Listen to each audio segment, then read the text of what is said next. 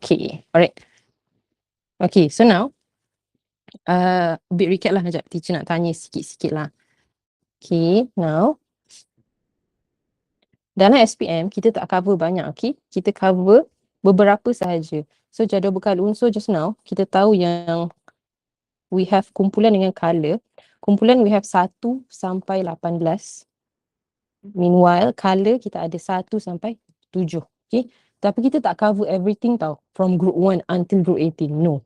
Kita cover sikit saja untuk SPM. We only focus on kumpulan 18, kumpulan 1, kumpulan 17,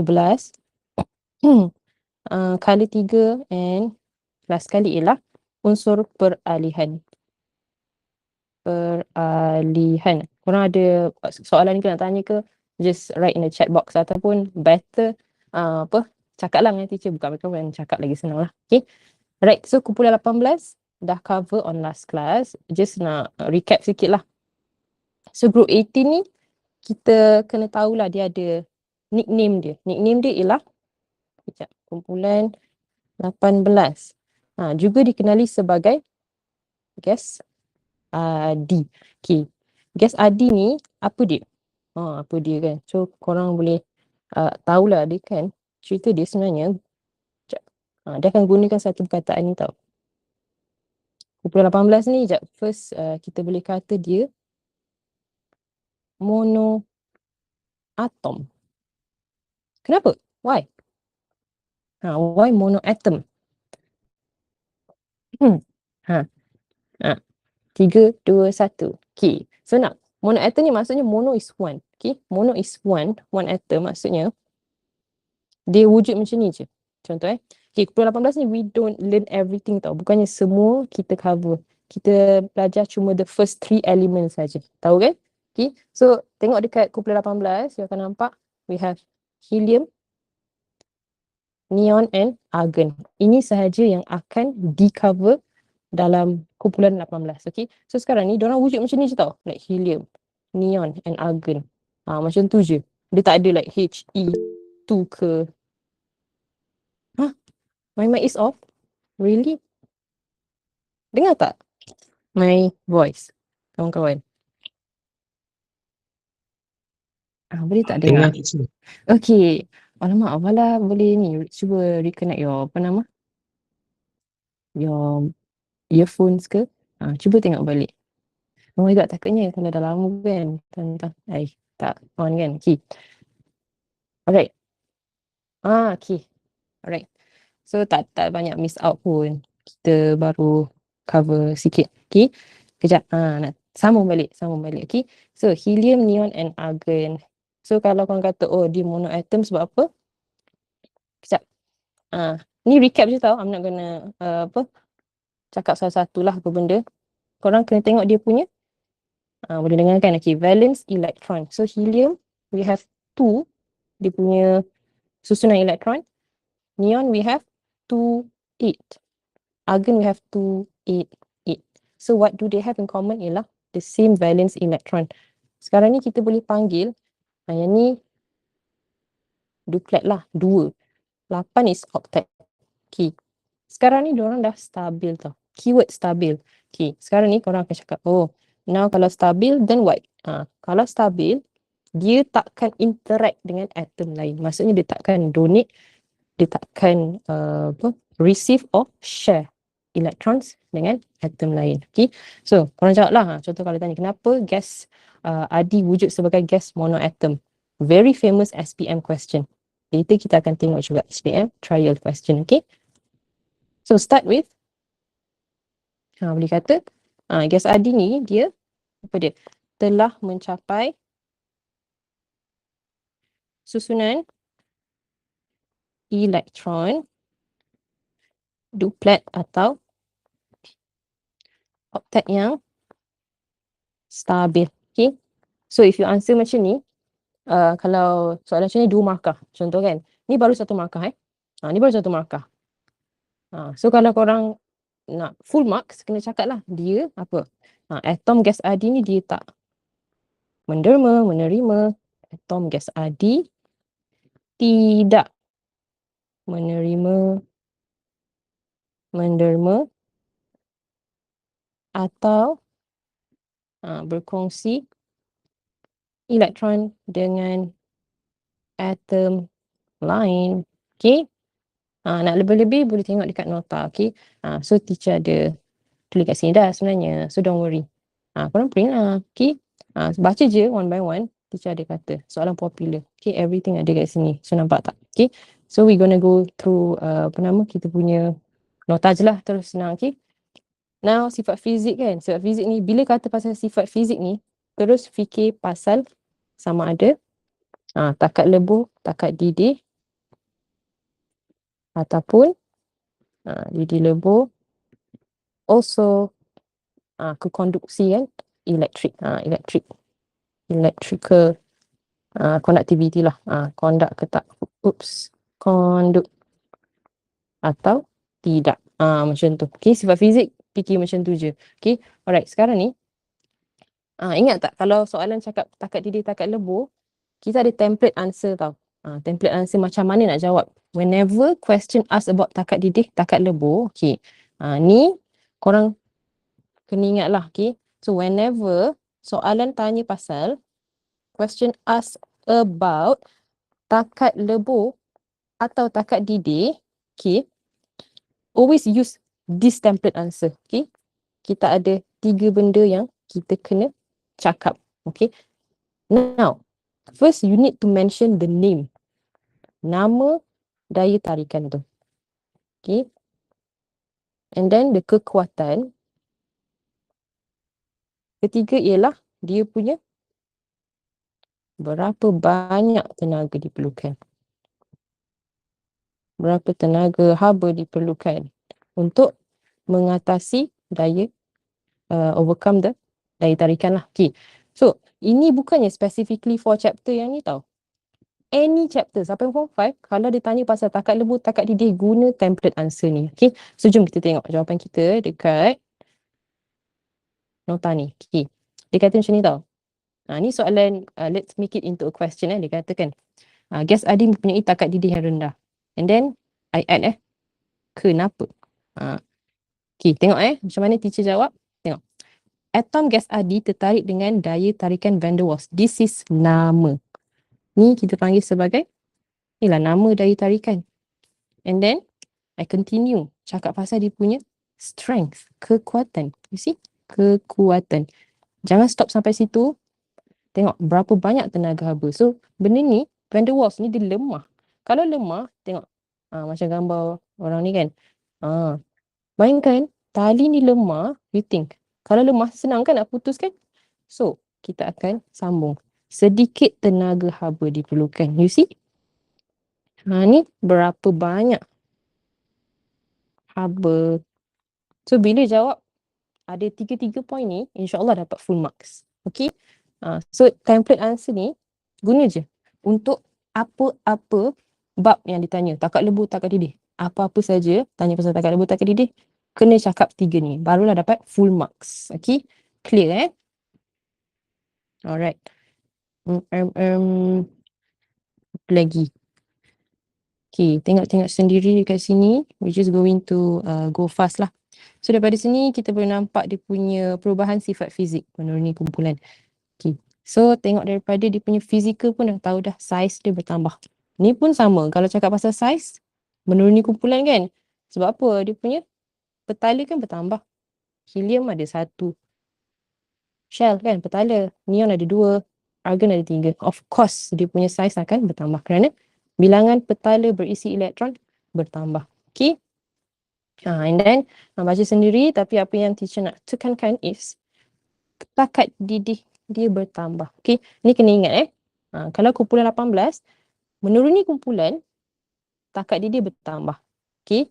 Kita sekarang still van der Waals kan. Dia still van der Waals. Van der Waals still lemah. Tapi kan bila kita tengok trend dia going down the group menuruni kumpulan, we can say takat didih dia bertambah. Okay, jom tengok. Teacher buat lah. Beza antara helium dengan argon. Okay, helium is the smaller one.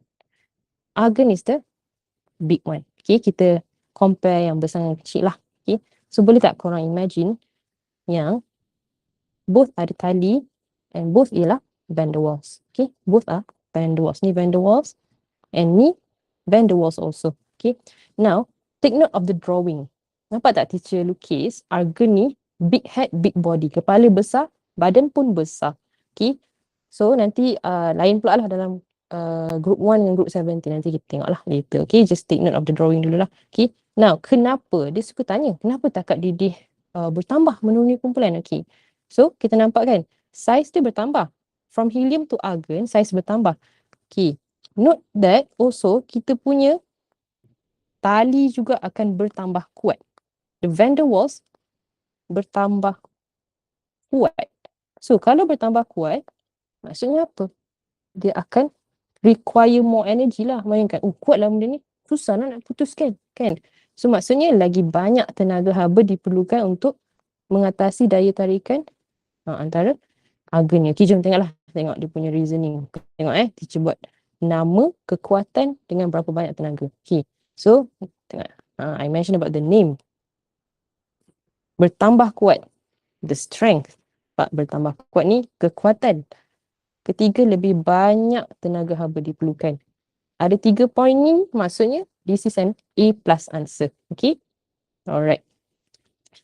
Kita ni, okay. Slow-slow je. Next, let's talk about sifat kimia. So sifat kimia, kalau tengok kat sini, dia tidak mempunyai sifat kimia. Again, sifat kimia ni apa benda sebenarnya? Kita boleh kata dia reaction lah. Tindak balas. Okay, tindak balas sifat kimia ni. Tadi dah kata dah, gas adi ni dia tak bertindak balas dengan sesiapa kan? Dia tak menerima, menderma atau berkongsi. Maksudnya dia tak ada sifat kimia. Ni pun pernah keluar. Dia kata kan, kenapa gas adi tak ada sifat kimia? Macam tu. So, you are going to use the same reason macam mana you explain monoatom. Use the same reason lah. Use the same explanation. Macam kita explain to answer monoatomic. Monoatom. Okay, sama je. Sebab apa? Dia dah mencapai susunan elektron duplet oktet yang stabil. So dia tidak menerima, menderma atau berkongsi elektron dengan atom lain. And then kegunaan boleh fokus 3 ni je. Cukup. Cukup untuk survive. Okay, cukup lah. Alright. Now, okay, hari ni kita nak masuk kumpulan 1, logam alkali. Again, we are going to focus. Ni juga 3 unsur pertama je kita cover.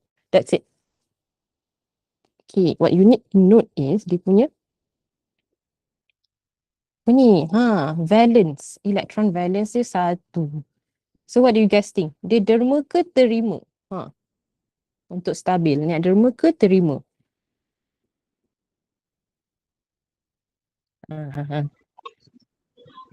Derma. Yes, derma. Okay, so derma 1. So dia akan stabil. Okay, now point yang kedua, korang akan tengok. Logam alkali mempunyai permukaan kelabu yang berkilat pada suhu bilik. Maksudnya dia ialah pepejal kelabu yang berkilat, dia pepejal. Okay, now dia punya appearance dia shiny.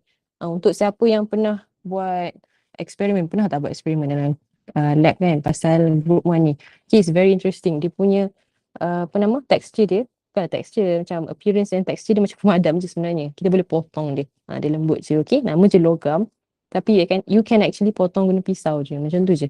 Okay, point yang ketiga, sifat fizik. Okay, this one fokus Tengok, sifat fizik dia, I'm going to cakap lah yang dia ni logam. Maksudnya sifat dia macam logam juga. Dari mana? Dari segi mana?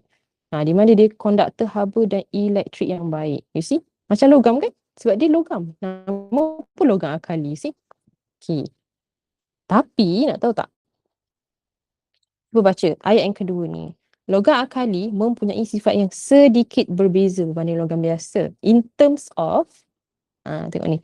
Dia bersifat lembut. Just now I mentioned about dia boleh potong guna pisau. Okay. And then, kurang tumpat daripada air. Kalau kurang tumpat maksudnya, bila masukkan dalam air, dia terapung ke dia tenggelam?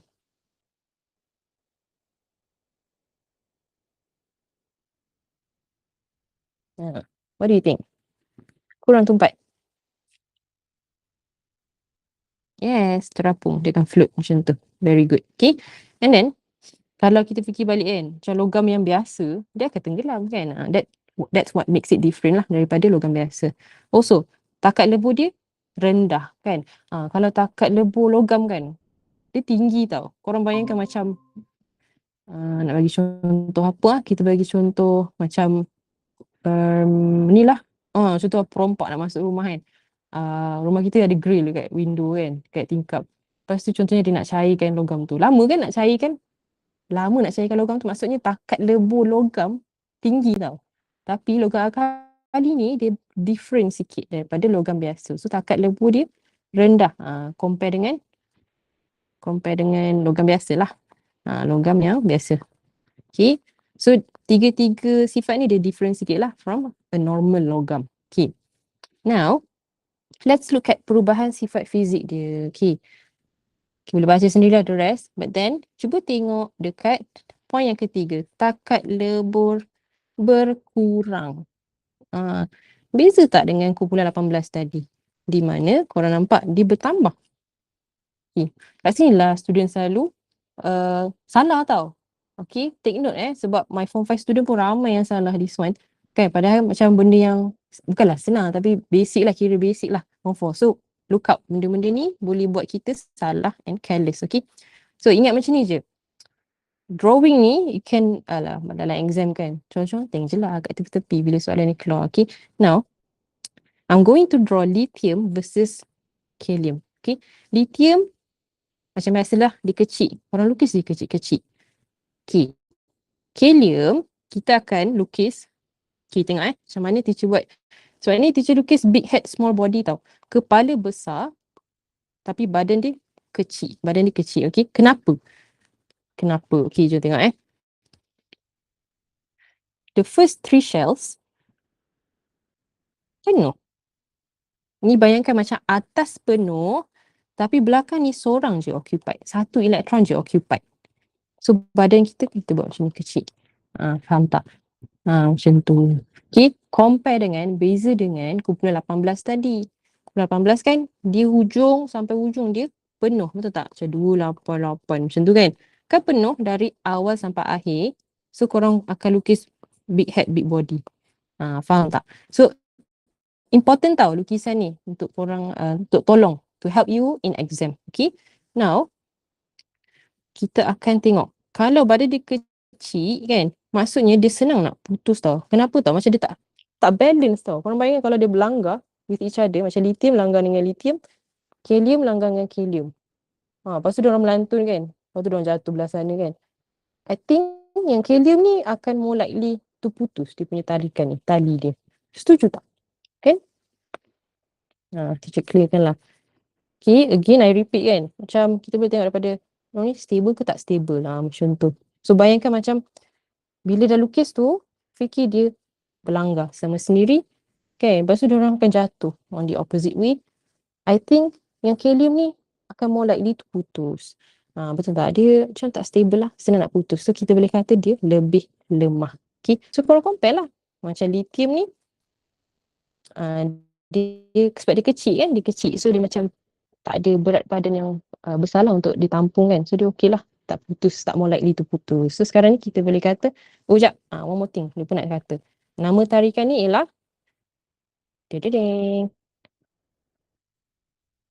logam. Okay. Ikatan logam. Okay. So now jom baca. Dia punya explanation. Kita ada nama. Kita ada kekuatan and kita ada how much heat required. Berapa banyak tenaga haba diperlukan. You see, sama je template answer. 3 point tu kena ada. Okay, make sure yang soalan yang awal-awal ni you get correct. Okay. Okay, I think kalau tak faham, cakap je tau. Like stop me. Sebab teacher kadang-kadang tak boleh tengok checkbox sangat. Sebab macam terlalu khusyuk mengajar. Okay, so better cakap je lah kat mic. Jangan malu-malu tau. Ni korang 2 orang je kan. Berkenalan. Okay. Tak payah malu-malu. Okay. Now, next. Okay. Let's look at kereaktifan kumpulan 1. Okay, you should know that kumpulan 1 ni sangat reaktif tau. Kenapa dia reaktif kan? Just now Zafwan ada mention about dia derma. Okay, dia derma tau kan. Tahu tak, dia derma satu je dia stabil. Maksudnya dia macam itching, macam gatal gila nak derma. Faham tak? Sebab dia bayangkan macam, oh aku satu je, aku dah stabil. So maksudnya dia sangat itching nak derma. Okay, nak stabil. Okay, ini sangat penting. I'm going to star sebab banyak sangat student salah. Padahal senang gila. Okay, tengok kita faham kumpulan satu ni dia derma. Jadi konsep ni you need to know. Kena ingat bahawa kalau lagi mudah dia nak derma elektron, maksudnya dia lebih reaktif. Okay? Alright. Sekarang ni,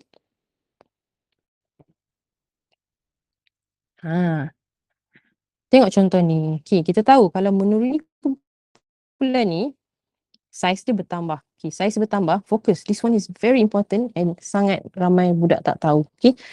Now, teacher nak korang tengok jarak antara nukleus dengan elektron paling luar lah, ataupun petala paling luar. Okay, so teacher buat macam ni lah.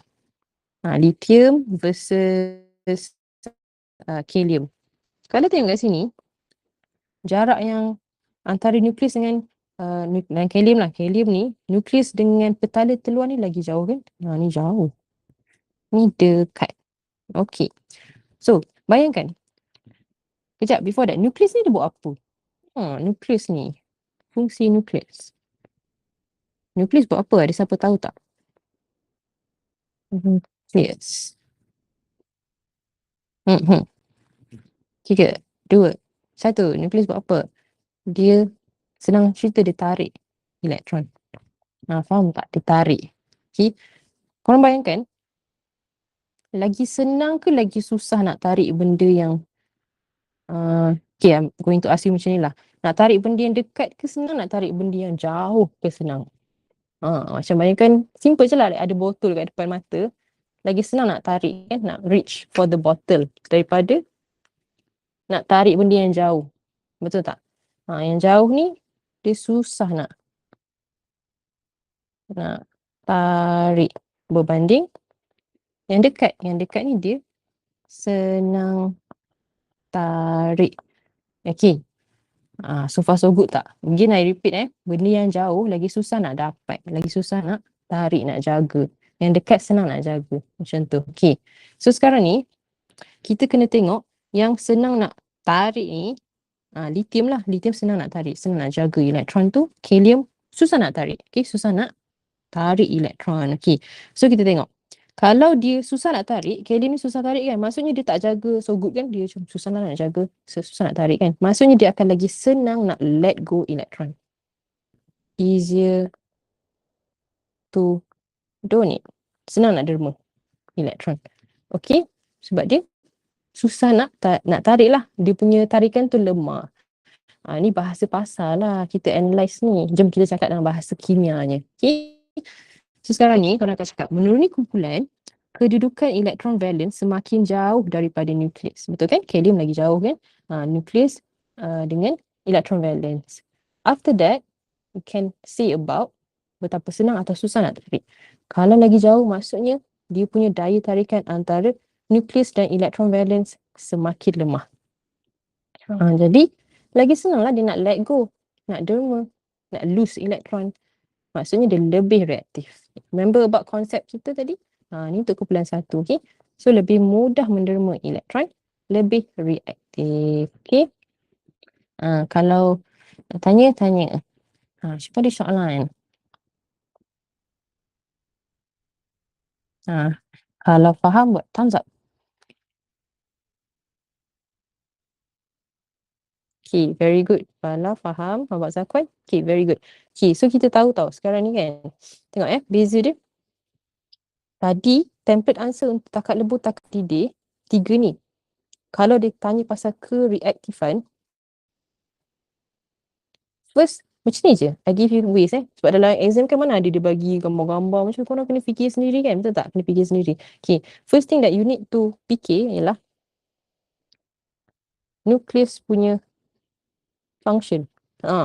Nukleus buat apa? Macam tu. Nukleus buat apa? So macam fikir. Dari situ kalau boleh fikirlah. Oh, dia tarik. Tarik siapa? Tarik elektron. So, first thing you need to see kan, kena cakap pasal size dulu lah. Maksudnya kalau atom tu besar kan, korang boleh agak dah. Dia punya nukleus dengan valence elektron dia akan semakin jauh. So next thing, lepas cakap pasal size, cakap pasal jarak antara nukleus dan elektron valence. And then after dah cakap pasal jarak, kita akan cakap pasal kalau jauh susah tarik, kalau dekat senang tarik. Apa tu? Kekuatan. Kekuatan siapa? Daya tarikan antara nukleus dan elektron valence elektron. Okay. Keempat korang boleh judge sendirilah. Dia senang ke nak derma, senang ke nak terima, and kalau dia senang derma, macam tadilah kan, dia lebih reaktif. Macam tu. Senang atau susah. Susah menerima atau menderma elektron lah. Macam tu. Elektron. And then, boleh katalah dia lebih reaktif atau kurang reaktif. Macam tu je. So, beza tau dua ni. Boleh keluar kat mana? Both of these boleh keluar kat essay, soalan struktur dan paper 1. Semua possible. Essay pun pernah keluar reaktifan. Macam tu. Boleh je dibagi 10 markah. It's a part of a question. Okay. So, kalau pasal kereaktifan ni, tengoklah kat mana dia dapat 10 markah. Faham tak? Dia compare kan. Kalau compare tu, dia dah dapat double lah sebenarnya. Nanti kita tengoklah soalan essay. Okay. So, this one, korang boleh screenshot or salin. Okay. Tak apa, tak sebab pun tak apa. Teacher akan share all these notes dalam Google Classroom after class. Also dengan recorded lah. Recorded session. Okay. Now, kita move on. Let's move on. Okay. Sekarang ni, kalau kumpulan satu ni dia ada sifat kimia. Ingat kau, ingat lembu. Ada apa? Klorin. And dia react dengan oxygen and water. Macam tu je. Okay. Let's look at the first one. Tindak balas satu. Tindak balas satu ni ialah antara logam akali dengan air. So dia akan menghasilkan akali. Akali ni nak tahu dia apa, just look out for anything that ends with OH. Yang berakhir dengan OH itulah alkali. Okay. Plus hydrogen. So bila kata hydrogen macam ni, you know lah, it's hydrogen gas. Okay. Now boleh tengok daripada bawah ni lah. Ni teacher dah tuliskan. So I hope you guys know how to balance semua lah. Okay. Just refer to the old notes and try. Boleh try persamaan kimia. Okay. So hari ni teacher nak tengok. Alright. This is important kan. Kenapa? Biasalah kalau eksperimen ni suka keluar kat essay, suka suruh macam tanyalah set up eksperimen untuk mengkaji kereaktifan kumpulan satu. Lepas tu dia suruh listkan radas, prosedur, pemerhatian. Macam tu lah. Okay. Tapi tak apa. Teacher nak bagi you guys understand je. Okay. So this one maybe you guys pernah buat dalam kelas, dalam lab, or maybe tak pernah. So in case tak pernah, let's see. So lithium, natrium and kalium kita akan masukkan dalam air and note that dia akan terapung. Dah cakap dah tadi sebab dia kurang tumpat daripada air. So this is how it would look like lah. Okay. Now, cuba tengok dekat dia punya pemerhatian pertama. You can see how dia larut. Tapi semua larut.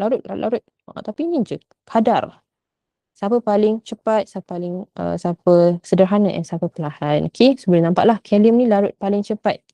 Sebab apa? Why? Dia tanya. So dia tanya why? Kenapa? Cuba trigger. 2, 1. Sebab apa? Sebab dia reaktif lah. Paling reaktif. Betul tak? Tada! Beranak tau dia punya soalan tau. Dia tanya kan. Contoh dia tanya. Oh, kalium larut paling cepat di dalam air. Lepas tu dia tanya kenapa? Lepas tu korang kata paling reaktif. Tapi dia bagi 3 markah. Takkan nak cakap paling reaktif je kan? So macam mana nak buat? Explain lah benda-benda ni tadi. Ya. Menurut ni kumpulan kedudukan elektron valence semakin compare lah. Cakap dia yang paling jauh. So daya tarikan dia paling lemah. So lagi mudah untuk derma elektron. Maksudnya kalium ni paling reaktif. Okay, ingat. Kereaktifan. Okay. Oh, one more keyword. Lupa nak kata. Aside from kereaktifan, dia boleh tanya macam ni tau. Dia tukar tau the word kereaktifan ni dengan keelektropositifan atau keelektronegatifan lah. Siapa tahu keelektropositifan dengan keelektronegatifan ni apa? Zakwan tahu tak apa dia?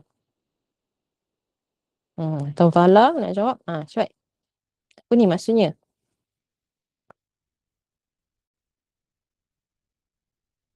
Kalau tak tahu buat thumbs down. Ada ke thumbs down kat sini? Apa maksud keelektropositifan, keelektronegatifan? Charge.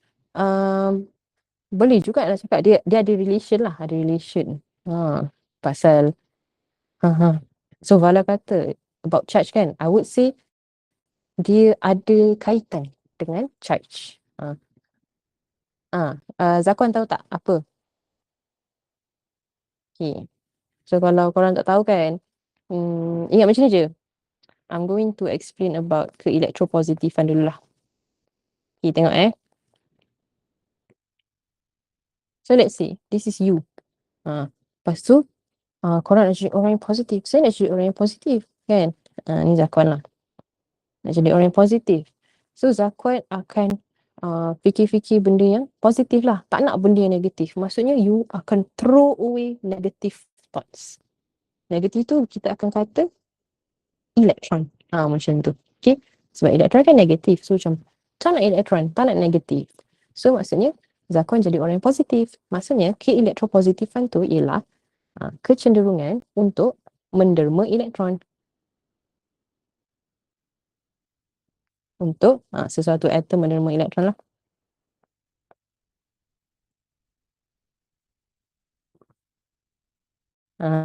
Okay. Macam tu lah. So kalau fikir kan, keelektronegatifan. Bayangkanlah orang tu macam nak, bukan Zakwan lah nak fikir negatif. Tapi ada orang tu lah. Dia macam, bukan Zakwan atau Fala. Let's say kita bagi nama Siti.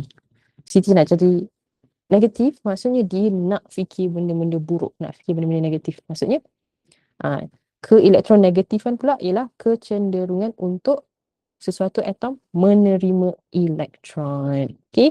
Terbalikkan je lah. Okay, everyone okay tak? Faham tak?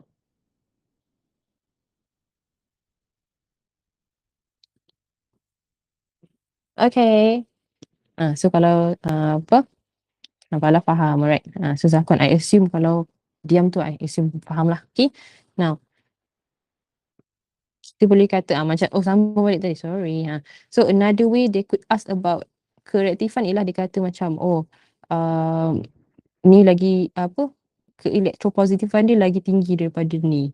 So korang guna juga huraian untuk kereaktifan. Another way lagi dia boleh tanya ialah dia akan kata pasal ni lagi senang nak membentuk ion negatif.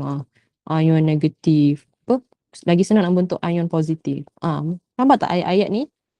Dia sebenarnya nak cakap pasal kereaktifan lah. So guna huraian yang sama. 1, 2, 3, 4 ni. Macam je. Senang sangat. Okay. Alright. So look out lah untuk perkataan-perkataan ni. Keyword-keyword ni. Okay, sekejap. Jom. So tadi kalau kata Kelly paling cepat sebab dia paling reaktif, okay. And then nitrium sederhana. So boleh kata cepat lah. Lithium perlahan, okay. Okay, now kalau tengok dekat observation kedua ni, menukarkan kertas litmus merah ke biru. Merah ke biru, merah ke biru. So kita tahu dah tadi dia menghasilkan larutan yang alkali. Okay, alkali. So whenever, ni pun lagi satu. Kalau observation, kalau pemerhatian dia, kan, kalau pemerhatian kan, korang tengok dia punya produk. Pemerhatian, hasil dia asid atau alkali. Remember, ni advice ni bukan untuk chapter ni saja. Every chapter in Form 4, Form 5, in SPM, sama je. Okay, kalau pemerhatian, hasil dia, you dapat asid atau alkali, guna ni je. Jeng, kertas litmus. Okay, kertas litmus. So recap sikit lah. Kalau asid, warna biru kepada merah. Biru kepada merah. Kalau alkali, merah pada biru. Itu saja. Boleh ingat tak? Ni senang je hafal kan dari sekolah rendah. Rendah ke? Lower form kot ada. Okay? Ingat je kalau orang simbah asid kita macam muka kita akan merah. So biru ke merah. Daripada tenang-tenang orang simbah asid kita jadi marah. So jadi merah. Macam tu je. Okay? Kalau pematian hasil dari asid alkali always guna, alamak dia clear pula. Guna kertas litmus lah. Okay? Next. Let's go. Tindak balas 2. Okay. Tadi dah tengok dia tindak balas dengan, kan ingat tak kau tadi kan? So W dan, okay. So ingat, W tadi dengan water tadi menghasilkan apa kan? Ni dan. Okay, jom tengok kedua oksigen pula. Oksigen ni dia akan menghasilkan oksida logam. Ingat dia punya appearance ni, pepejal putih. Oksida logam, pepejal putih. Okay. Now, tengok bila kata oksigen jangan tulis O je. Okay, O2. Okay. So I don't think you have problem dengan dia punya persamaan. Persamaan kimia dia. Okay. Now tengok setup dia. Kita ada balang gas tau. Okay, balang gas berisi gas oksigen and what happen is dia akan terbakar. Again, helium akan terbakar dengan sangat terang. Ini dengan terang, dengan malap. Okay. Now, ingat color dia, warna dia ni penting tau. Warna dia, kalau helium ni, okay, nama English dia sebenarnya potassium tau. So korang ingat, PP, potassium purple. Okay, purple. So dia punya nyalaan ialah ungu. Okay, ungu. Natrium pula. Natrium ni dia ialah dalam pisang kan. Dalam pisang kita ada helium paling banyak lah. Kedua ialah natrium. Okay. So natrium ni unsur kedua yang banyak dalam pisang. So ingat dia warna kuning. Warna kuning. Okay, warna kuning. Pisang. Lithium ni paling bosan lah. Lithium ni senang. Dia akan terbakar dengan nyalaan merah. Okay. So ingat, please ingat colour dia. Warna-warna ni kena ingat, kena hafal. Okay. Senang je, don't worry. Lepas tu, tengok tindak balas 3 dengan gas klorin. Teacher laju je tau, sebab senang je. Klorida logam. Okay, klorida logam ni pun pepejal putih.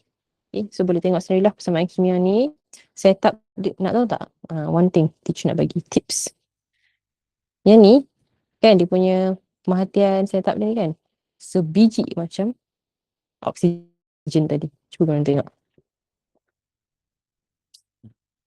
Sebiji, okay. So ni kita panggil kill two birds with one stone. Okay, pemerhatian dia sama macam apabila dia bertindak balas dengan gas oksigen. So boleh kurangkan benda nak kena hafal. Okay, so not so hard kan, tak susah sangat pun sebenarnya. Okay, one last thing you need to know about langkah-langkah keselamatan. Okay, now logam alkali ni dia very reactive, so kena simpan dalam minyak paraffin untuk prevent dia from reacting dengan anything lah. Dia react dengan literally anything kan. Korang bayangkan, dengan air pun dia react, dengan oksigen pun dia react. Oksigen ni kat luar, everywhere. So korang tak boleh tinggalkan dalam tupperware, macam tu je. Dalam tupperware tu pun ada oksigen. So kena simpan dalam minyak paraffin. Dia konsep dia sama lah macam paku kan, tak nak bagi berkarat, kita simpan dalam minyak. So paku tu, nail ni takkan berkarat kan. Tak karat. Sebab kita dah simpan dalam minyak. Dia takkan bertindak balas dengan oksigen dan air. Sama je dia punya konsep. Kedua, kena gunakan foresight. Okay, cannot use bare hands. Tak boleh guna tangan. Ataupun ini selalu nampak glove, guna sarung tangan. Jangan tulis. Guna sarung tangan tak boleh. Okay, sarung tangan tu how can you be so sure dia free of water? Glove tu pun ada air, pastikan korang tak nampak. So nak kurangkan kontak dia, gunakan foresight. Foresight ni tahu kan, dia macam pengepit lah. Macam mana? Boleh lah kot. Macam pengepit. Okay, so dia kuranglah kontak dengan logam alkali tu. Ketiga, gunakan logam alkali dalam kuantiti yang kecil. Okay. So penting ke nak tahu langkah-langkah keselamatan ni? Ni penting tau.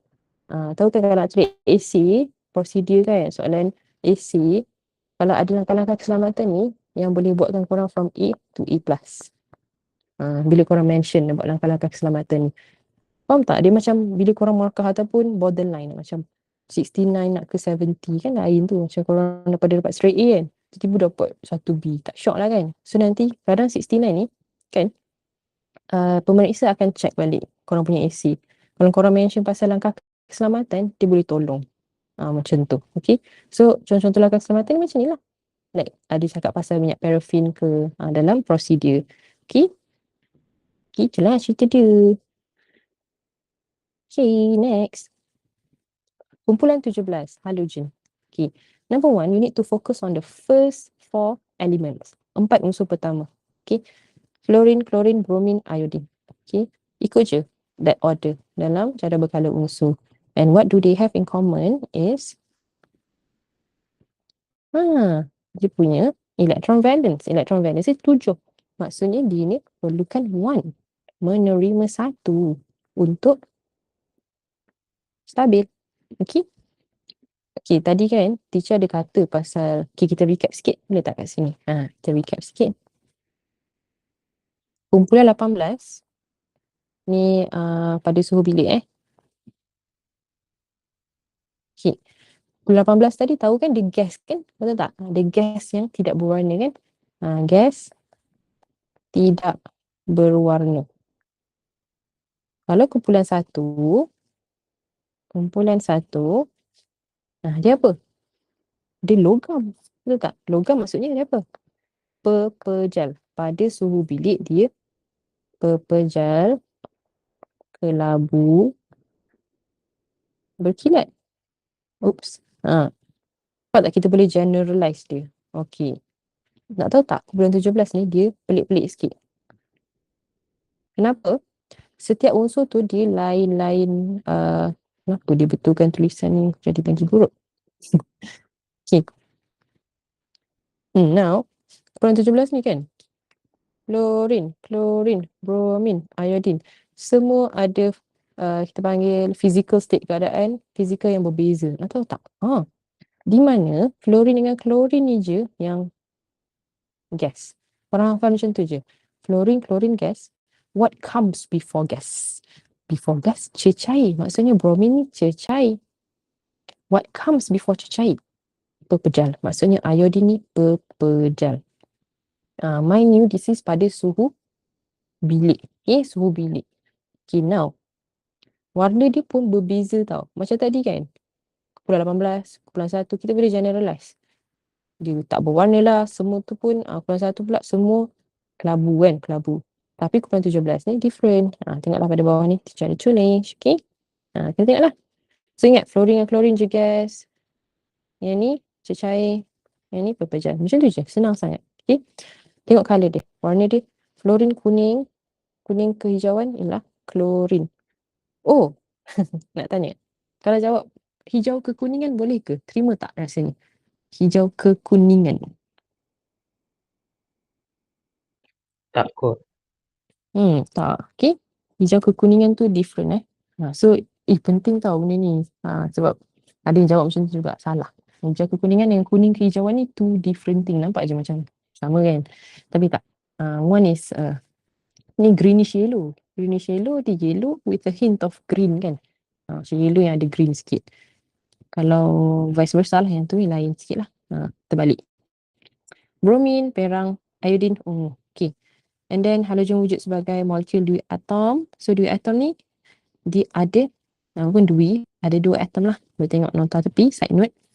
Contohnya fluorine, kita tahu dia exist macam ni lah. F2, Cl2, Br2 and I2. Okay, dia tak boleh wujud macam ni je. Dia sama ada dia F2 ataupun dia jadi ion je lah, ion halida. Tapi dia tak boleh wujud macam ni. Ini salah. Okay, dia boleh jadi duit atom, molekul ataupun just as ion. Okay, macam ni saja tak ada. Okay, alright. Number 3, sifat fizik tidak mengkonduksikan elektrik. Sebab apa? Sebab dia bukan logam and also boleh katalah tak ada ion bergerak bebas. Tapi later lah ion bergerak bebas ni nanti kita akan belajar di chapter 5. Apa nama? Ikatan kimia, right? And takat didih dia rendah again sebab nampak tak? Takat didih. Soalan tanya pasal takat didih. Nampak? Nama kekuatan how much heat? See? Sifat fizik menuruni kumpulan, saiz atom bertambah, bilangan petala berisi. Okay, one tip lah I want to give you kan. Dia punya sifat fizik ni, teruslah teacher nak kata. Sifat fizik dengan, sekejap ni sifat fizik ni, Dia macam kumpulan 18 biji. Di mana apa tau, takat didih dia bertambah. So korang boleh ingat balik macam mana the drawing. Okay. Macam kalau drawing ni kan, fluorine dengan iodine, let's say kita compare antara dua ni kan. Fluorine ni kita akan draw kecil-kecil. Okay. Iodine pula, cuba tengok. Dia dari hujung sampai sini, kalau tengok penuh kan? Penuh kan? Tapi yang hujung ni pun almost penuh tau. Almost penuh ni macam gemuk jugalah kan? So korang boleh lukis big head, big body juga. Nampak tak? Ni macam kumpulan 18 je. So maksudnya kalau besar, badan besar, maksudnya dia punya tarikan ni lagi kuat berbanding dalam fluorine. Maksudnya lagi susah nak putuskan, require more heat energy. Lagi banyak tenaga diperlukan, maksudnya takat didih akan bertambah daripada atas dan bawah lah menuruni kumpulan. Okay, sama kan macam kumpulan 18. So, saya nak skip sikit lah. Kereaktifan, boleh baca, dia berbeza dengan kumpulan 1 lah. Opposite in fact. Opposite, okay. So, boleh baca sama-sama lah. Kita tengok kan. Okay. Dia 7. So, dia akan terima. Tengok konsep dia. Now, terbalik tau. Kalau tadi kumpulan 1 dia lebih, kalau dia senang nak derma, dia lebih reaktif. Kalau yang ni dia lebih mudah menerima, dia lebih reaktif. Okay. Now kita compare fluorine dengan iodine. Okay. Nampak tak? Teacher kata kat sini lebih susah nak terima elektron. Sebab apa tau?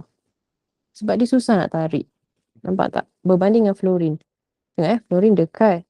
Sebab dia kecil kan? Dia kecil. Saiz dia kecil. So dia punya nukleus dengan balance elektron ni dekat. So maksudnya dia punya tarikan lebih kuat. Berbanding dengan iodine. Dia jauh. Kan? Lepas tu dia lemah lah dia punya tarikan. Maksudnya dia lagi susah nak terima. So dia kurang reaktif. Maksudnya menuruni kumpulan 17, saiz atom bertambah, kedudukan elektron valence semakin jauh dengan nukleus. Dari tarikan nukleus terhadap elektron semakin lemah. Maksudnya dia lagi susah nak terima elektron. So unsur kurang reaktif. Semakin kurang reaktif. So menuruni kumpulan 17 dia akan, kereaktifan dia akan berkurang. Terbalik kan dengan kumpulan 1 tadi. Okay, terbalik dengan kumpulan 1. Kalau kumpulan 1 tadi menuruni kumpulan, recap. Okay. So kumpulan 1 again I repeat, menuruni kumpulan, kereaktifan Allah Akbar. Sekejap, teacher nak buang ni lah. Auto refine ni lah. Dia betulkan my handwriting tapi lagi buruk. Bertambah versus kumpulan 17. Di mana menuruni kumpulan kereaktifan, nampak? Kurang reaktif. Berkurang. Okay. So I hope you guys understand lah. We want to spend lagi masa sikit lagi untuk teori, and then kita akan banyak spend masa dengan soalan lah. Okay. Now, sifat kimia untuk kumpulan 17. Before nak proceed tadi tahu kumpulan 17 ni nickname dia ialah halogen. So nampaklah halogen dia react dengan air. Okay. Yang ni kan, dia akan menghasilkan dua jenis asid tau. Asid kuat dengan asid lemah. Korang tak payah hafal sangat pun. Asid kuat ni, kan, bila kita tengok kan HCl kan. Now, asid lemah ni, kan sekejap HCl, korang akan tambah O je kat ujung dia. Maksudnya HClO. Ataupun, or could also be written as HOCl. Mana-mana tak kisah. Okay, so boleh jadi macam ni ataupun HOCl. Macam reaction dengan bromin pula, dia boleh jadi HBr ataupun HOBr. HBrO. Ni pun nak jadi hoi.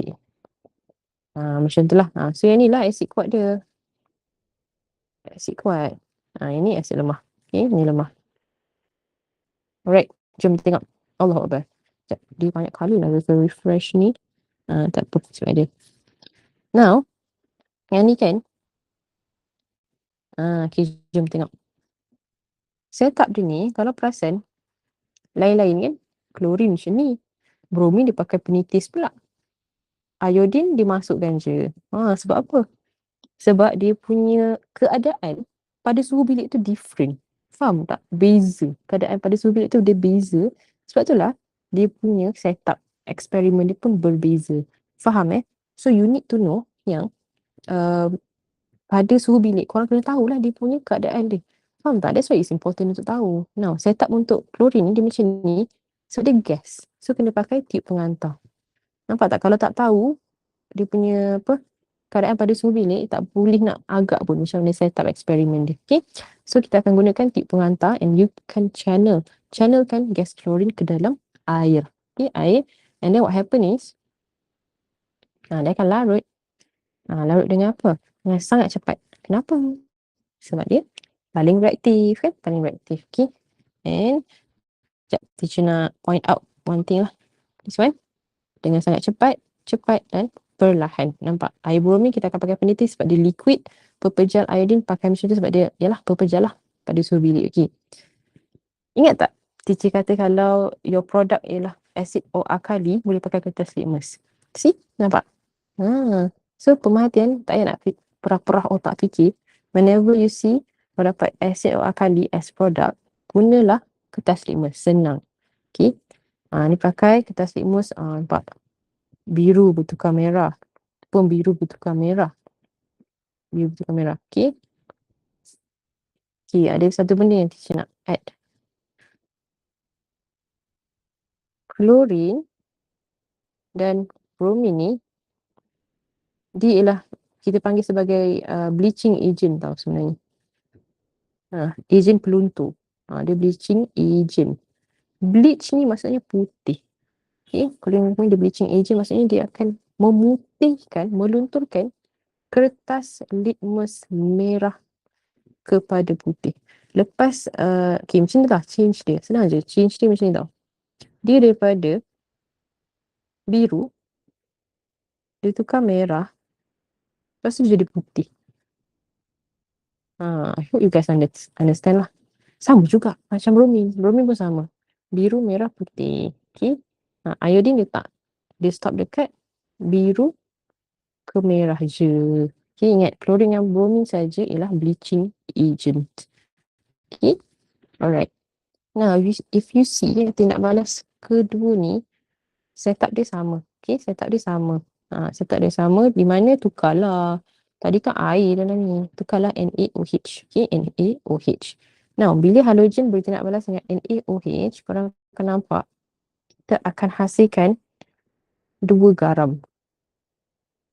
Garam ni neutral tau. Ramai orang tak tahu garam ni neutral. Garam neutral So, tak boleh pakai kertas litmus. Okay. And warna dia apa tau? Dia warna putih, tidak berwarna. Okay, nampak? So, that's why dalam observation, cakap je larutan tidak berwarna terhasil. Okay, larutan tidak berwarna terhasil.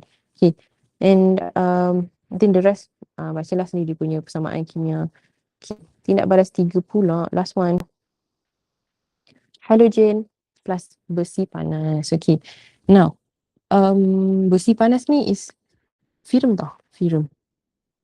Gitu. Okay, firm, Fe. Pernah tak wonder kenapa dia yang ni kan FeCl3 kan? Ada tak tertanya-tanya kenapa dia tak FeCl2?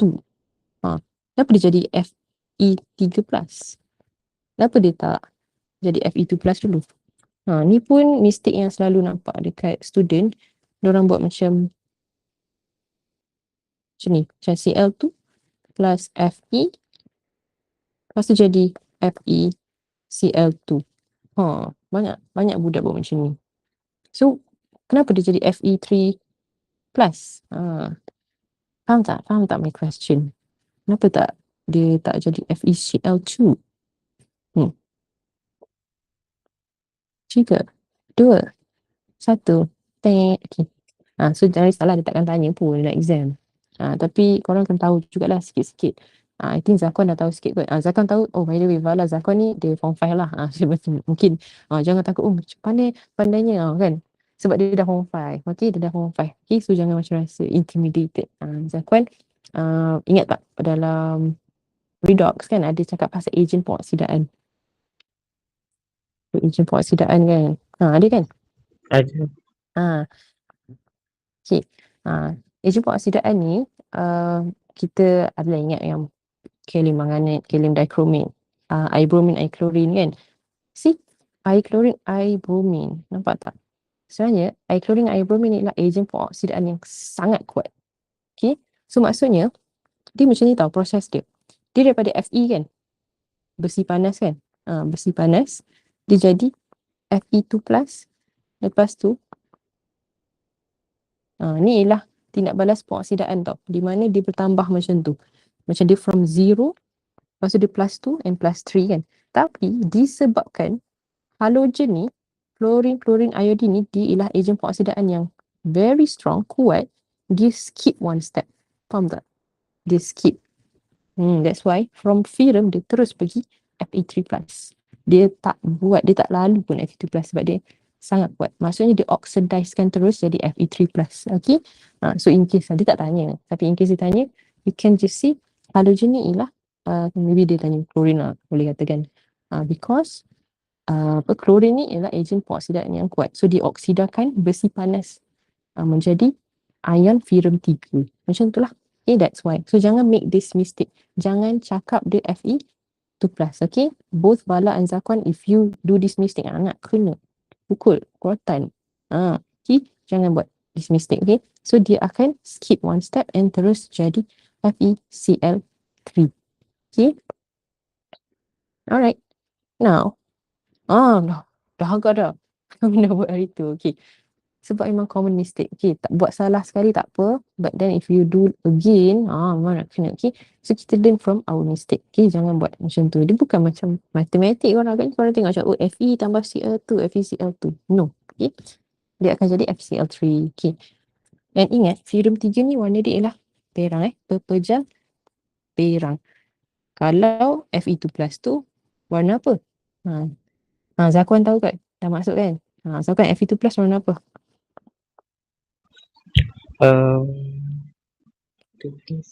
Biru kot. Hijau. Hijau. Tak apa, nanti kita masuk chapter 6. Teacher laju ni kan sebab nak kata tu Zakwan jugalah. Kita kalau boleh, I want to masuk chapter 6 before your trial. Trial bertulis next month kan. So this month dia dah start amali. So ni penting lah, ni teacher tengah ajar-ajar ni sebenarnya ingat juga benda-benda ni boleh masuk amali sebenarnya. Okay, so now okay, cukup lah cakap tadi. This is very important. Semua important kan, tapi ni important. You need to know the drawing. Okay, memorize drawing.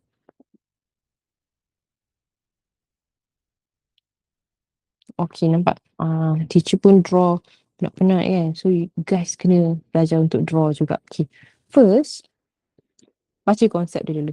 Untuk halogen bertindak balas dengan wool besi panas, halogen perlu ditukarkan kepada bentuk gas dahulu. Maksudnya macam mana? Kita kena convert every halogen tu jadi gas dulu. Jadi gas dulu. Okay, baru boleh buat eksperimen ni. Okay, so tengok gas klorin ni memang memang wujud sebagai gas kan. Klorin memang dah wujud sebagai gas. So we can just teruslah straight to the point masukkan. Dan tube delivery tube ni kita akan ni apa ni? Ni tube pembakaran ni tube pembakaran, combustion tube. Lepas tu kan wool besi ni dia kata dia kena panas kan. Wool besi panas, hot, iron wool. Maksudnya letak heat kat bawah ni. Okay, jangan lupa. Lepas tu kalau perasan kat ujung ni ada biji-biji ni kan. This is soda lime, kapur soda untuk menyerap lebihan gas halogen. Nak tahu tak halogen ni dia toxic. Toxic tau. So kalau korang hidu lebih-lebih sekejap lagi keracunan. Okay, so that's why dia nak letak kapur soda ni untuk absorb excess halogen gas. Okay, now the observation would be menyala lah. So wool besi ni yang tengah ni kan dia akan menyala sangat terang sebab klorin ni among yang dia kalau compare dengan bromin dengan iodine dia paling reaktif lah, that's why dia sangat terang. And then pepejal perang terbentuk. This is yang FeCl3. Okay, now untuk air bromin, ingat tak what I said about dia kena tukar jadi gas dulu? This is an important concept. So maksudnya air bromin tadi korang akan vaporizekan dia. Vaporize, sejatkan dia. Sejatkan macam mana? Panaskan lah. Okay. Now, lukisan ni pun penting tau. Some people, some student, they lukis, they extend the delivery tube sampai dalam larutan. Janganlah nak siphon ke apa. Jangan. Kita nak gas dia. Kita nak gas dia. So bagi dia floating gitu. Okay. Kita panaskan, nanti dia akan berubah from liquid to gas kan. So kita dapat gas lah. Okay. Nampak tak? Konsep tu kena pegang. Now what happen is dia akan menyala dengan terang, peberjapairan terbentuk, which is FeBr3. Okay, next.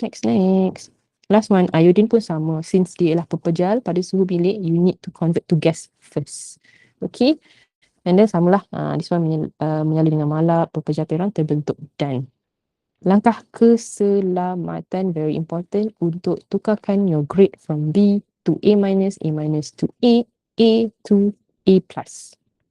Okay, pakai sarung tangan. Again, very toxic. 2. Menjalankan eksperimen dalam kebuk wasap. I'm sure korang pernah jumpa kebuk wasap ni. Dekat belakang, lab. Nama dia fume chamber kalau dia tulis dalam bahasa Inggeris lah. Okay. Memakai pelitup muka. Again, toxic. Okay. Lega. Nak habis dah. Okay. Sikit lagi. Korang mesti macam, lambat lah kan. Sikit lagi. Color 3 dengan unsur peralihan senang gila. Okay, don't worry. Now, color 3 ni dia macam bagilah cara kalau unsur kan, dia dekat sama here lah. Okay. Color 3. Okay. So kita start from paling ujung sekali natrium. Natrium dekat sini argon. Okay. So natrium sampailah argon. What do they have in common? Color 3 kan. Color 3 maksudnya dia punya petala ada 3 lah. See? Daripada natrium sampai argon, petala dia 3. Diorang berbeza in terms of dia punya electron valence sahaja. See? Natrium ada 1, magnesium 2, bla bla bla bla. Okay. Jom tengok first. Movement from left to right ni kita panggil merentasi color tau. Merentasi color is from left to right. Okay. Now, tengok first point. Sifat logam berkurang. What does it mean? Sifat logam berkurang. Okay. Cuba fokus dekat natrium. Natrium ni kan, cuba tengok. Natrium ni kita tahu dia logam. Kalau korang nak tahu dia logam ke tak logam ke, benda lain boleh tell lah. Macam kuprum, zinc, tahulah dia logam kan. Another way to tell is some things akan yang berakhir dengan ium tu. Ium macam natrium. Tu logam lah. Okay. Kalau yang susah lah kan, yang macam tak ada nak agak lah apa. Ium tu logam. Okay. So natrium ni logam. Magnesium logam. Metal. Logam. Okay, boleh tengok kan? Dah sampai hujung ni kan? Cuba tengok. Bla bla bla. Tengok klorin ni kan? Tiba dia bukan logam. Ni pun bukan logam kan? So dia punya pattern kan? Dia from logam, dia become not so logam. Logam ke bukan logam. Itulah maksudnya sifat logam dia kurang. Dia jadi macam, dia lain lah. Dalam satu color ni dia ada macam-macam. From logam to bukan logam. Okay, that's the pattern. The reason you don't need to know lah. Dia takkan tanya dalam SPM, tak cover. Tapi you just need to know mana yang logam, mana yang bukan logam. Just now I told you yang berakhir dengan ium kan. One more thing. Ni very important. Please memorize. Okay. Ingat je. Kumpulan 1 sampai 13 dia logam. 14 sampai 18 bukan logam. That's it. Okay. Kedua, common mistake. Very, very important.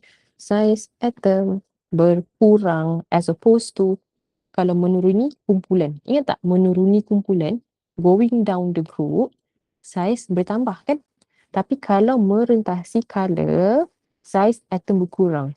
Lepas tu korang macam, what? Why? Tak faham lah, teacher.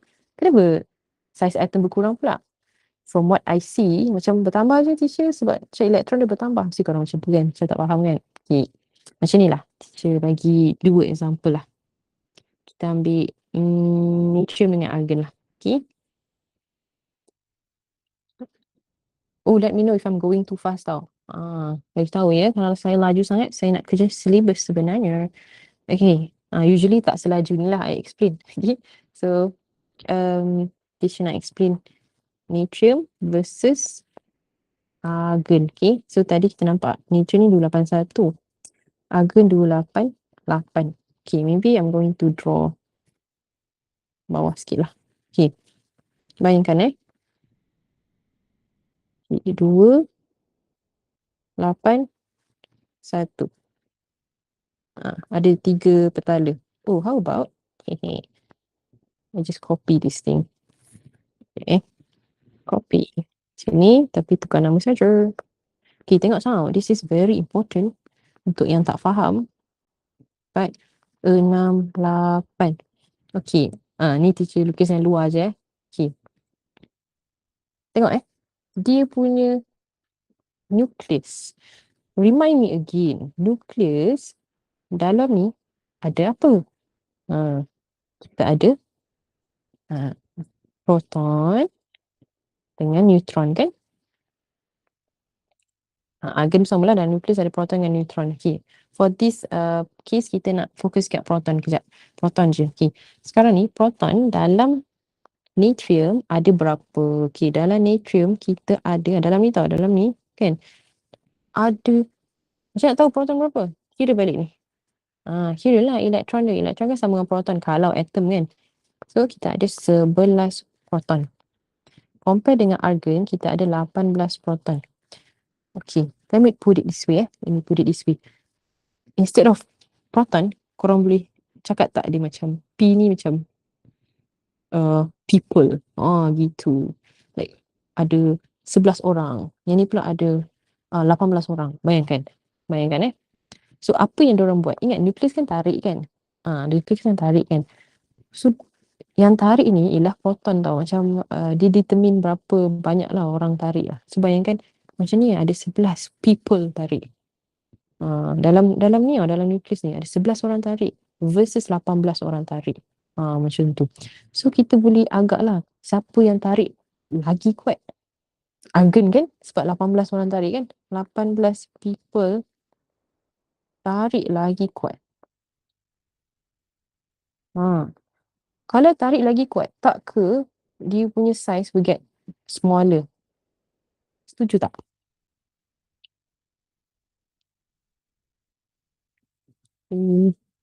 Smaller. Bayangkan macam dalam ni ada orang. Ada orang kan. Lepas tu diorang tarik ke dalam. Tarik kan. Tak ke the circle will get smaller than natrium? Setuju tak everyone? Faham tak? Kalau faham buat thumbs up. Kalau tak faham, thumbs down. I can explain again.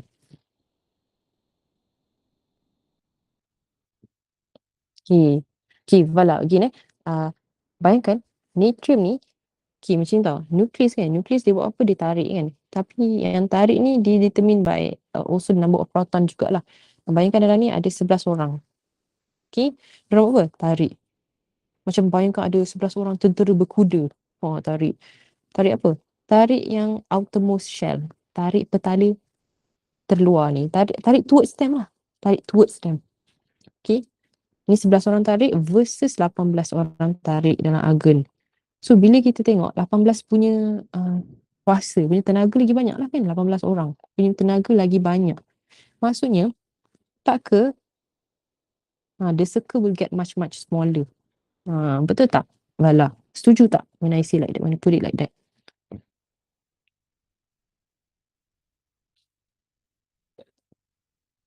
Kan bila 18 orang tarik, of course lah 11 versus 18. Bayangkan macam lagi kuat lah. Lagi kuat maksudnya dia punya size akan lagi kecil. Macam ni tarik lagi kuat, menang. Okay, so that's why going across period kan, merentasi kala, size atom akan berkurang. Faham tak? Okay, teacher macam mana nak cakap? Takkan saya nak cakap pasal 18 orang tentera berkuda tarik. Macam nak cakap in like chemistry punya language gitu kan. So korang cakap lah merentasi kala tadi kan. Size berkurang. Kenapa? First cakap lah pasal nombor proton dia bertambah kan. bertambah. Maksudnya dia punya daya tarikan, ingat daya tarikan tadi, tentera berkuda tadi tarik lagi kuat. Kalau 18 orang, nombor proton bertambah, maksudnya askar bertambah, daya tarikan antara nukleus dan elektron valence semakin kuat. That's why the size will get smaller. That's why size akan berkurang. Size of atom lah, atomic size atom. Okay. So tak itu dia pun tak apa. Ada di sini, my dear. Orientasi color. Bilangan proton bertambah. Daya tarikan antara nukleus dan elektron valence bertambah. Tambah kuat. So, dia punya size berkurang. Ingat tak? Before this, kalau group, kumpulan kan? Kumpulan, ingat. Kumpulan, kalau menuruni kumpulan, size bertambah. Sebab apa? Sebab petala berisi elektron bertambah kan? Dia punya amount of shell bertambah. Macam ni ada 2, ni pula ada 3. So that's why dia punya size bertambah. Tapi bila merentasi kala, petala dia sama. So, macam ni nak judge? Kita kena judge ikut dia punya bilangan proton. Okay, I hope everyone understand lah. Okay, now. Point yang ketiga dan keempat. Okay, jom. Ketiga dulu. Keelektropositifan berkurang. So, tengok kat sini. Secara tulis. Keelektropositifan ni kecenderungan untuk menderma elektron. Again, use the understanding yang teacher explain tadi. Pasal keelektropositifan tadi kan. Dia nak jadi positif, so dia akan more likely to derma elektron. Tak nak fikir negatif. Derma elektron. Buang negatif. Okay. So, maksudnya, apa maksud keelektropositifan berkurang? Maksudnya, dia daripada nak derma, jadi tak nak derma. Betul tak? Nak derma, jadi tak nak derma. Kan, jom tengok. Natrium. Natrium nak derma.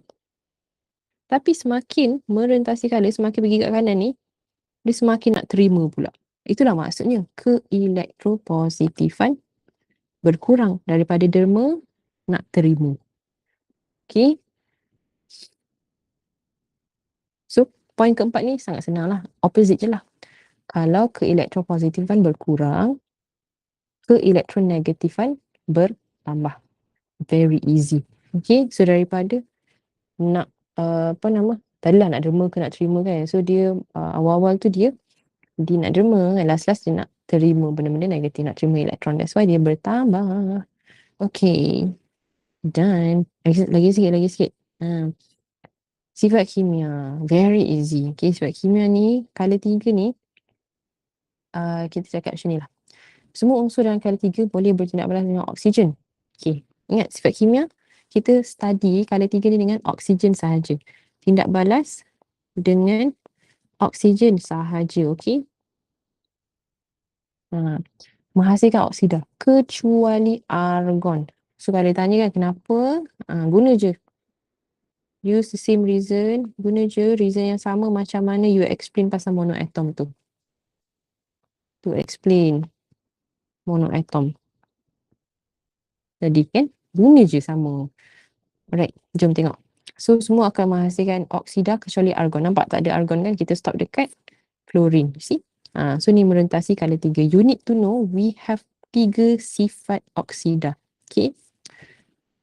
Mesti korang pernah nampak pasal oksida base, oksida acid, oksida amphoteric. Okay.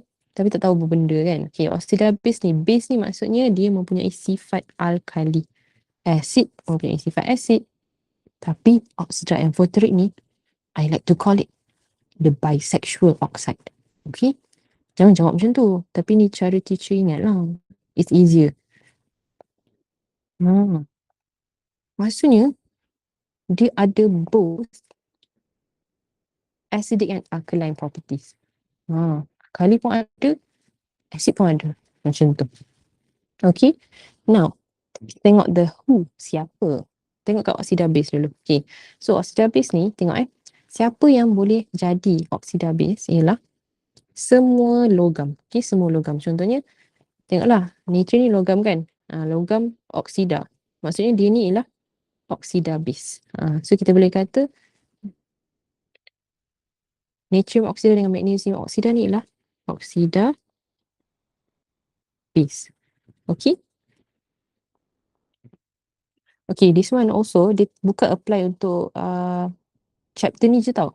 Anything. Contoh I give you copper oxide, cuprum oxida. Cuprum ni kan logam. So ni kita boleh panggil cuprum oxida ni ialah oxida base juga. So bukan apply untuk color 3 je. Any logam. Semua logam yang bertindak balas dengan oksigen kita panggil dia sebagai oxida base. Okay. Oxida acid pula senanglah. Semua bukan logam. Okay. So kalau kita nak Allah Akbar. Kita nak sorry. Dia sukalah macam tu. Kalau kita nak label dekat sini kan, kita boleh kata tadi yang ni oxida base kan. Lepas tu silikon sampai klorin ialah oxida acid. Okay. Alright. Last one ialah amphoteric. Siapa amphoteric? Ingat satu je. Sekejap. Ni ni mesti dia auto refine tadi. Al2O3 please ni do correction ni. Kadang dia betulkan my handwriting tau. So dia macam dia jadi salah. Itulah dia. Okay. Al2O3. Okay. Al2O3. Now oksida amphoteric ni seorang je. Aluminium oksida sahaja. Itu sahaja. Untuk SPM lah. Untuk SPM korang tak payah baca banyak. Ingat satu je. Okay. I would like to add one more point. Okay. Now, kalau oksida base ni, korang bayangkan macam dia perempuan. Dia perempuan kan. Okay. So, perempuan dia nak couple dengan lelaki je. Normal lah. Main normal kan. Okay. Maksudnya, oksida base ni dia boleh bertindak balas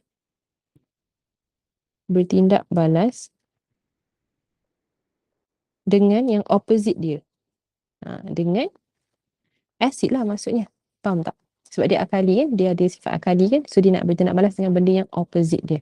Okay. Kalau oksida acid pula, dia pun nak bertindak balas dengan benda yang opposite dia lah. So oksida acid pula, dia nak bertindak balas dengan alkali. Okay. Meanwhile, oksida amphoteric, remember what I said about dia being bisexual kan? Bisexual. Maksudnya, dia boleh bertindak balas dengan dua-dua. Oksida amphoteric bertindak balas dengan both acid dan alkali. Okay, I hope you guys understand. So, are you guys okay with color 3? Ada apa-apa nak tanya tak before we proceed to unsur peralihan? Kalau tak ada and faham, boleh letak thumbs up. Zakwan, okay. Vala pun okay. Alhamdulillah, very good. Okay. Now, nampak tak? Sikit gila unsur peralihan. Sini je. Tengok unsur peralihan ni, dia kat mana tau? Dia dekat longkang. Longkang? Ni longkang. It's between group 3 until 12. So, korang rasa dia logam ke bukan logam? What do you guys think? Cuba tulis dekat chat box. Logam bukan logam? Logam, very good. Okay, kenapa? Ingatlah, macam ni je. Remember what I said about kumpulan 1 sampai 13 logam, 14 sampai 18 bukan logam. So 3 sampai 12 ni dia tergolong dalam logam kan? In between here kan? So dia logam. Ini penting tau. So kita tahu dia logam, maksudnya sifat fizik ni very much like logam. Sekejap. You know what? Unsur peralihan ni is the easiest subchapter in chapter 4. Kenapa tau? Okay. In SPM, dia akan tanya 2 possible question only. Okay, in SPM 2 question je yang dia boleh tanya regarding unsur peralihan. Sumpah. Kalau you jumpa soalan lain, meet me, text me, WhatsApp kan, teacher saya jumpa soalan lain, I give you RM5. Serious. I'm willing to bet on that. Oh, macam berjudi pula, tak baik. Tapi just to show you, I'm confident lah. 2 possible soalan saja yang masuk untuk unsur peralihan. First question, ialah dia boleh tanya pasal sifat-sifat fizik. Okay, sifat-sifat fizik ni, again I said dia very much like logam. So korang akan fikir logam. Logam apa Oh, dia conductor haba and elektrik yang baik. And also logam kan pepeja yang berkilat. Lepas tu bila masukkan dalam air, dia tenggelam. And then nak cairkan dia, nak rompak rumah orang, nak cairkan grill, susah. Maksudnya takat lebu dia tinggi. Now these last 2 properties mungkin sedikit barulah untuk korang. Mulur and boleh ditempa. Okay, mulur is ductile in English. Ductile simply means dia boleh stretch. Okay, maksudnya boleh regang lah. Boleh regang. Okay, mulur. Maksudnya bila korang tarik wire kan, ni wire kan, bila tarik when you apply force, dia akan panjang. Itulah maksudnya boleh regang. Regang kan, boleh apa? Yalah, boleh stretch lah, boleh stretch. Okay, lain dengan elastic. Elastic dia go back to its original length kan, original position.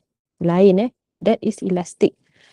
Boleh regang. Mulur, ductile, bila tarik dia panjang. Last one, boleh ditempa. Ditempa ni macam kita nak ambil blok logam and then you ambil tukul ataupun gandin getah, ketuk. Ketuk what happen? Dia dented. Dia lekuk lah. Oh my god. Maybe teacher looking macam ni. Gitu, dia lekuk. Itulah maksudnya boleh ditempa. Okay? Senang gila. Second possible question yang dia boleh tanya ialah tentang ciri-ciri istimewa. Hafal je. First one, mempunyai lebih daripada 1 nombor pengoksidaan. Maksudnya, tengok just now, kalau korang nampak Fe2 plus kan, Fe kan, ferrum, dia boleh jadi, ion dia boleh jadi Fe2 plus ataupun 3 plus. Inilah nama dia, lebih daripada 1 nombor pengoksidaan. Kalau unsur lain yang duduk dekat kumpulan lain, yang bukan unsur peralihan, dia ada 1 je. Contoh macam natrium. Mana ada Na3 plus, dia ada Na plus saja kan. Maksudnya tak best, kan, tak best kan. So, special lah unsur peralihan ni, dia ada more than 1 oxidation number.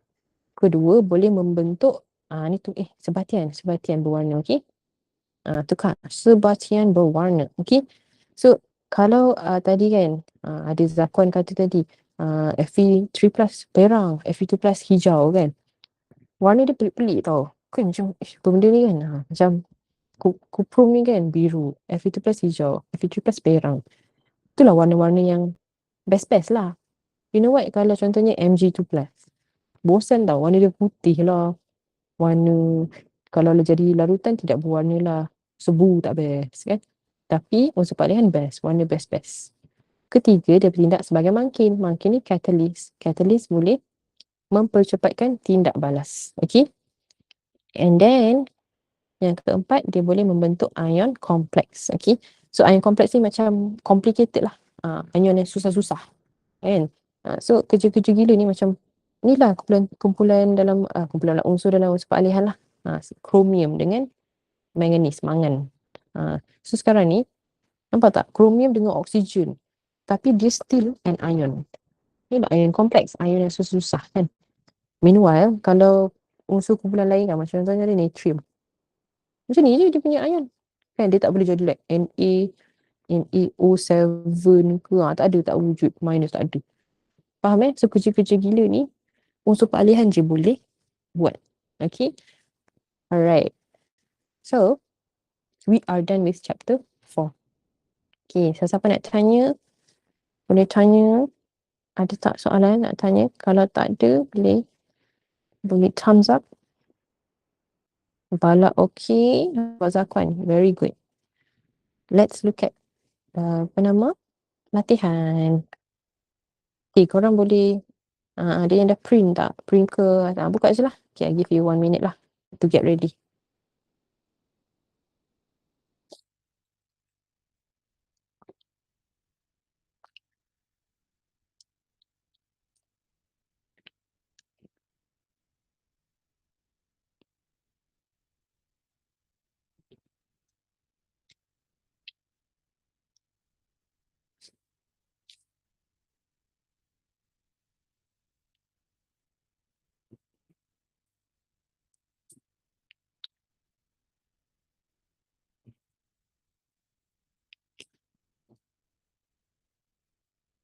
Okay.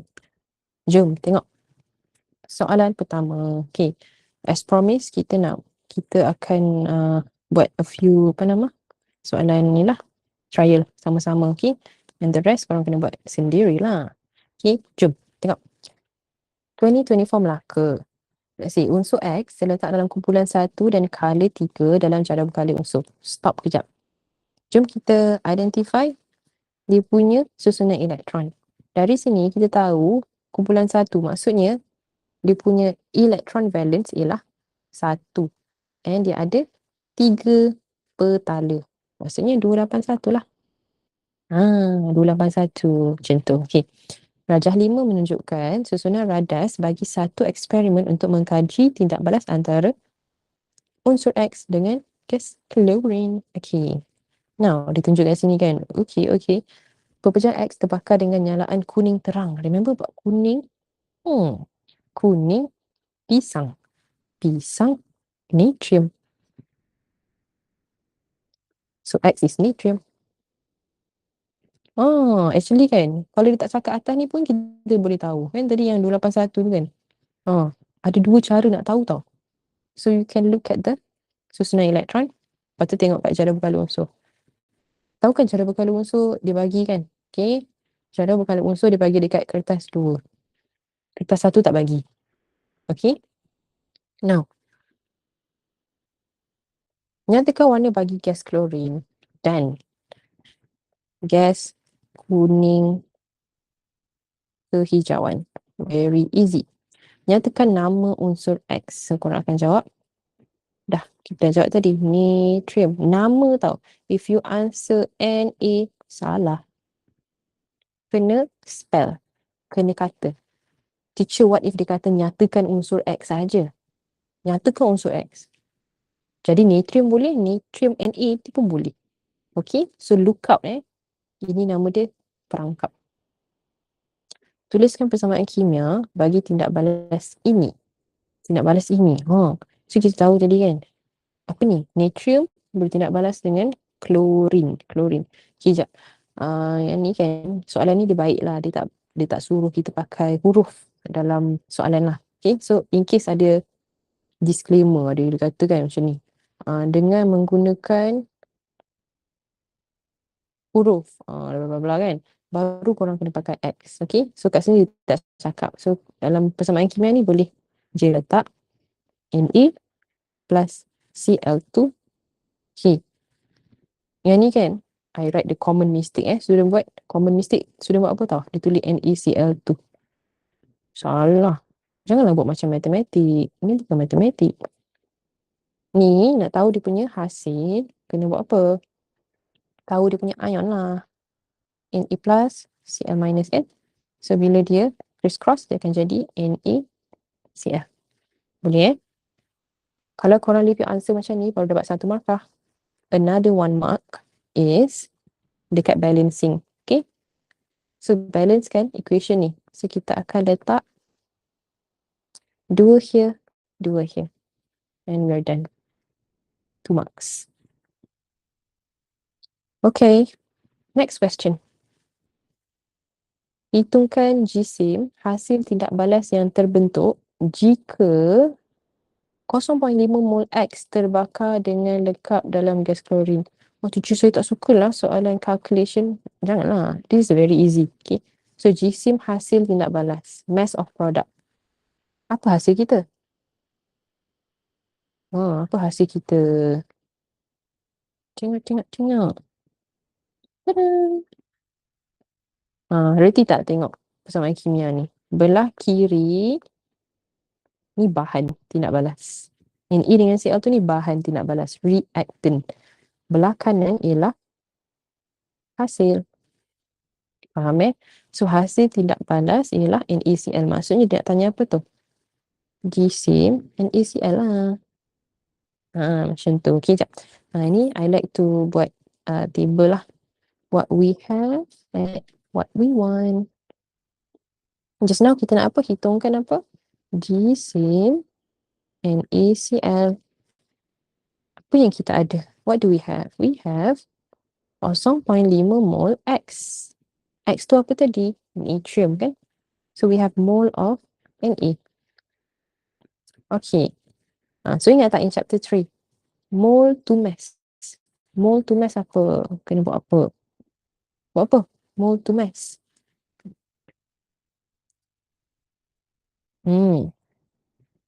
Darabkan dengan GAR. Betul tak? Dengan GC molar. Ingat tak ni? Okay. In case lah korang lupa let me recap balik. Recap sikit-sikit je lah chapter 3 sebab you should know. You should know, okay? Okay, macam ni Mole ialah dia punya common ground dia. We have, okay macam ni Mole nak cari jisim, mole to mass, you need to darab with GC molar. Maksudnya kalau ada mole nak cari jisim, kena darabkan dengan GC molar. Kalau from jisim nak cari mole, bahagikan dengan GC molar. Okay, kalau kita nak cari isi padu pula. Mole to isi padu, kita akan darab isi padu molar. Now, you guys mesti pernah nampak 22.4 dm cube dengan 24 dm cube. Ni akan diberi, given. Don't worry. Okay, this is isi padu molar. Kalau nak cari mole, dia bagi isi padu, given isi padu, you have to bahagi dengan isi padu molar lah. Okay. Alright. Last one ialah kuantiti zarah. Bilangan zarah. Kuantiti atau bilangan zarah. Okay. So, kalau kuantiti zarah ni, kita kena mole to kuantiti zarah darabkan dengan Na. Avogadro constant. Okay, Na. Pemalar Avogadro. Ingat tak? Dia punya value apa? Pemalar Avogadro. Avogadro. Ingat 6.02 kali 10 kuasa 23. Ingat. Kalau terbalik pula, bahagi. Tada. My method, ikutlah method korang, ada yang 3 segi lah. Tak kisah, janji works. Faham As long as it works. My way would be, senang gila. Tengok Mole becomes anything, always multiply. Always multiply. Multiply tu darab. Always multiply. Okay. Apa maksudnya? Mole becomes anything, always multiply. Maksudnya macam ni tau. Tengok Mole nak jadi apa-apa, maksudnya mole to jisim, darab. Mole to kuantiti zarah, darab. Mole to isi padu, darab. Mole becomes anything, always multiply. Given mole nak cari apa-apa, always multiply. Macam itulah cerita dia. Okay. So now, kalau tengok pada soalan, kita ada mole nak cari jisim. Inilah case mole becomes anything, always darab. So darab lah. Darabkan dengan dia punya jisim molar. Okay. Tapi the problem is, kita tengok careful nampak je macam senang. Tapi korang kena careful lah dengan dia punya working method. Okay. Kita ada mole Na tau. So you cannot use mole Na ni. Sebab kita nak cari jisim NaCl. You need mole of NaCl. Kan? Tapi dia ada mole Na sahaja. So macam nak buat? How? How? Do lah mole ratio. Nisbah mole. Do nisbah mole. Okay, ni ramai. Even form 5 pun tak tahu nak buat macam mana. Nak kena. Nisbah mole macam ni Tengok je apa yang kita ada, apa yang kita nak tadi kan. So kita punya soalan ni between Na dengan NaCl. So korang akan tengoklah dekat persamaan kimia ni. Tengoklah kat persamaan kimia ni kita nak cakap pasal Na dengan NaCl.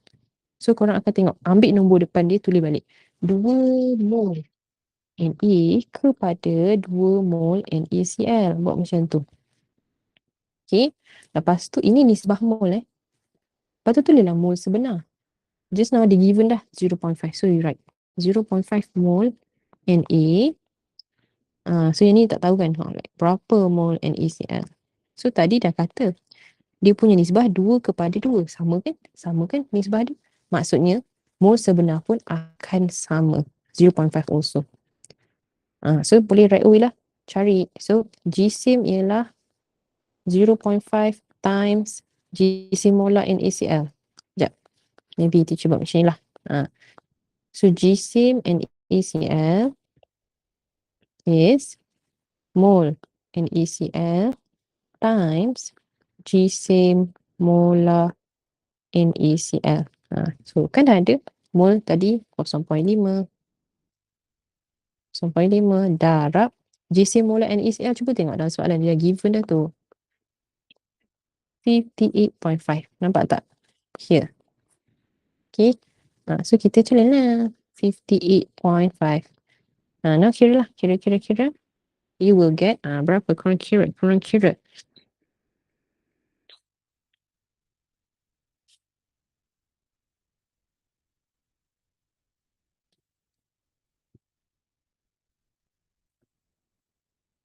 Siapa dapat? I get 29.25. Dapat tak? Tekan calculator je. Grams. Okay. This is your answer. Okay, very good. Now, teacher, sama je 0.5 macam buang masa je buat nisbah mol tu. Saya tak nak buat boleh? Contoh kan? Tak boleh. Kalau tak buat, dapatlah 1 markah. Kalau korang okey nak dapat 1 markah, buatlah macam tu. Okay. Now, untuk nisbah mol ni ialah markah okey. So bukan omong kosong lah. Kena buat macam ni tau. Jangan buat short form. Jangan buat macam 2Na, like 2NaCl. Like 2 mole Na. Macam tu. Kepada 2 mole NaCl. And then this is another marks. Okay. So ramai orang dapat markah ni. Tapi ramai yang tak dapat markah ni. Okay. I hope you guys understand Tada! Next. Okay, jom. Unsur X dan klorin terletak dalam kala yang sama di dalam jadual berkala unsur. Bandingkan keelektronegatifan bagi unsur X dan klorin. Berikan satu sebab. Okay. Dia kata bandingkan keelektronegatifan bagi unsur X dan klorin. What is keelektronegatifan dulu? Cuba tulis dekat dalam chat box, or maybe boleh open your mic and cakap. Apakah keelektronegatifan? Kecenderungan menerima elektron. Yes, very good. Yes, malah menerima elektron juga. Correct. Very good. So X dengan, dia kata X dengan siapa tadi? Dengan klorin. So kita tahu yang keelektronegatifan untuk klorin lebih tinggi. So cakap klorin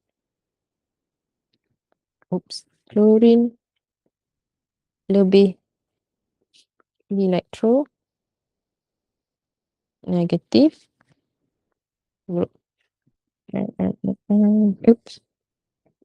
berbanding daripada X. Ni satu markah.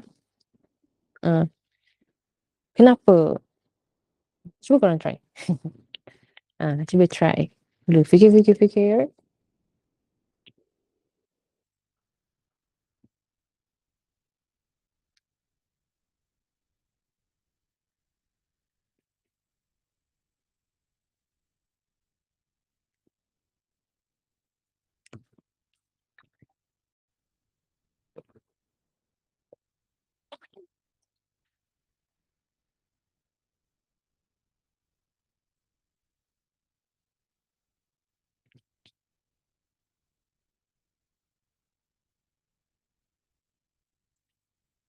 Tengok nota.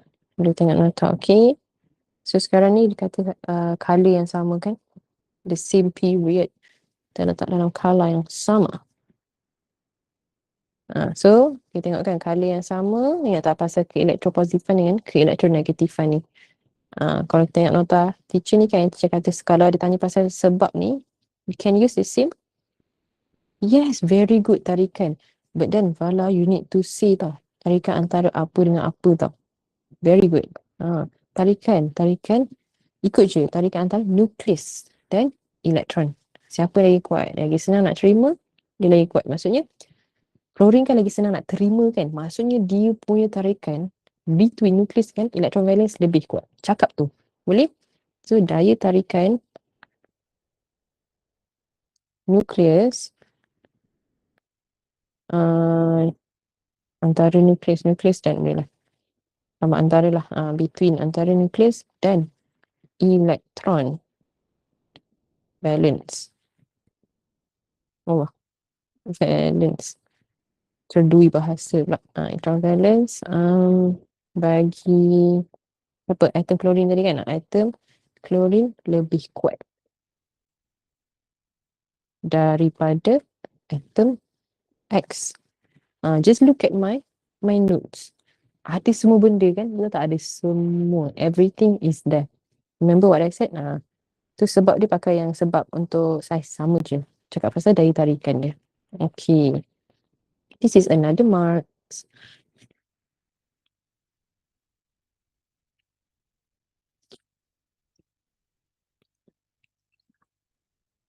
We are going to do satu soalan grup 17, kumpulan 17, satu kumpulan 1, kumpulan 18, kali 3 dengan unsur peralihan. And then the rest korang kena buat sendirilah. Okay, right, done.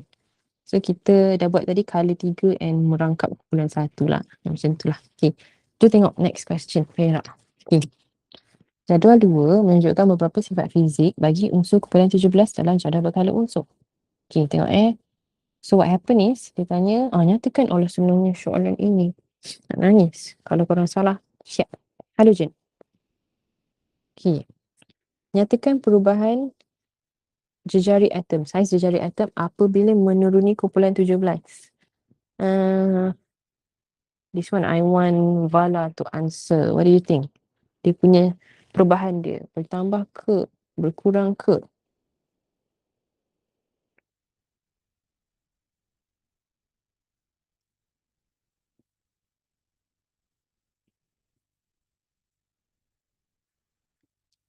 Jejari atom berkurang. Ya ke? Ni menuruni kumpulan. Remember about menuruni kumpulan?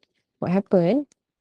Dia punya, tengok kalau klorin kan, maybe I should show you dia punya drawing lah. Macam klorin ni dia ada contohnya satu shell. Contoh, bromin ada 2 shell. Iodine ada 3 shell. So kalau menuruni kumpulan, kita akan cakap pasal petala kan, petala. So kita punya petala berisi elektron bertambah. Maksudnya kalau tengok physically size tu bertambah lah. Okay, bertambah. The one yang Vala kata tu ialah untuk merentasi kala, going across period. Okay, so teacher recap sikit lah. Jadual berkala unsur macam ni. Okay, ingat macam ni je. Allah Akbar. Going down the group, menuruni kumpulan, saiz bertambah. Tapi bila kita going across period, maksudnya from left to right, merentasi kala, saiz akan berkurang. Okay. Kalau menuruni kumpulan, saiz bertambah sebab petala berisi elektron bertambah. Merentasi kala, saiz berkurang. This one you can use the reason yang tadi lah. Nombor proton bertambah, tarikan semakin kuat, maksudnya saiz pun akan berkurang.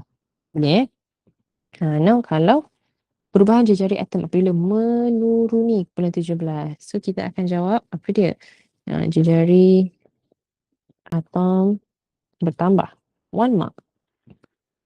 Kenapa? Kerana bilangan petala berisi elektron bertambah. I hope you guys understand lah. So ni 1 markah, ini 1 markah. Okay everyone. Okay. Lukiskan susunan zarah bagi bromin pada suhu bilik. Just now korang dah power dah. Ya tak, pasal klorin, bromin, iodine, klorin dan klorin ialah gas. What comes before gas? Cucai. What comes before cucai? Berapa jauh? So bromin pada suhu bilik ialah cucai. So lukislah susunan zarah untuk cucai.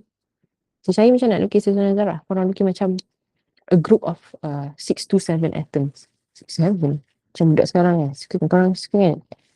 6, 7, 6, 7 kan. Okay, so apply. that understanding kan. Lukis lah macam, janganlah lukis dia teratur sangat. Macam ni ke, macam air. Buat macam tu lah. Lepas tu yang lagi satu dekat maybe atas ke. Dah, cukup. Boleh. Dia punya apa, drawing ni, dia punya space ni besar kan. Lukis je macam mana pun. Janji kan. Yang penting kan, jangan lukis dia teratur tau. Okay, dia mestilah less orderly. Kurang teratur. Less bukan disorderly tau. Dia bukan tak teratur, dia less. Okay. Draw a group of 6 to 7 atoms. Macam tu lah. Okay, state one safety step. Langkah keselamatan mengendalikan klorin dan bromin. Senang sahaja. So you can any apa nama, 3 tadi lah. Tu nak kata apa, pakai kebut asap tadi kan. Cakap lah, jalankan eksperimen dalam kebut. Tulis full lah, ni teacher sajalah nak cepat. Okay, alright, done. Ni kumpulan 17 korang try lah sendiri. What is the meaning of group? Okay, jap. Standard representation. Perwakilan piawai. Korang nak tanya. Nombor yang atas ni apa? Nombor apa? 66 tu. Very good. Okay, bawah. Proton. Very good. A plus, both of you. A plus. Okay, apakah maksud kumpulan? Alalang. Cuba Zakwan try. Apakah maksud kumpulan?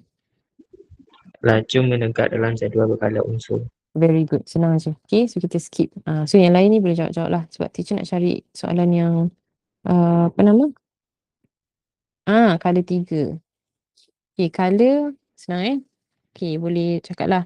Dia lah baris mengufuk dalam jadual berkala unsur. Okay, baris mengufuk. Macam nak jawab? Tengok je tau. Yang nota teacher kasih ni. Kan dah kata tadi laju menegak dengan baris mengufuk ni kan. Tapi tambahlah nanti dalam jadual berkala unsur. Dalam jadual berkala unsur. Okay, senang je. Okay, now unsur manakah yang bentuk oksida enfoterik? Cuba jawab. Unsur manakah? What do you think? Aluminium. Very good. Senang sangat. Satu je. Between element Na dengan Cl, siapa yang lagi small? Na dengan Cl.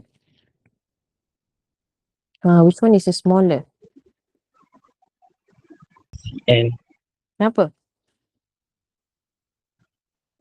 Sebab sejari semakin berkurang. Nombor proton.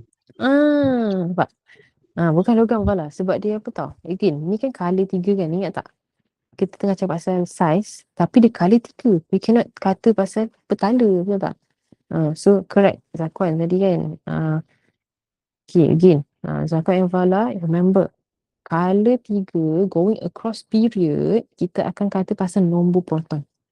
So boleh kata, compare lah antara dua. Jangan cakap orientasi color lagi.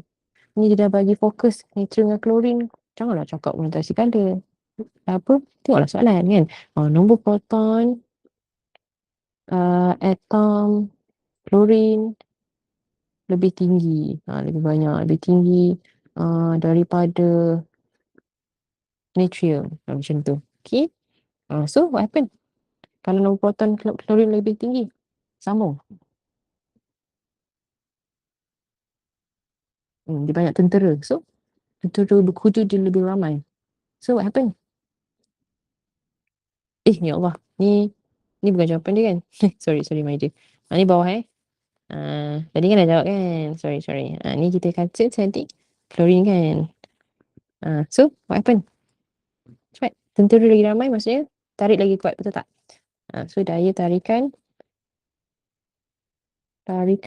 antara siapa? Jangan cakap daya tarikan sahaja Daya tarikan antara nukleus dan electron valence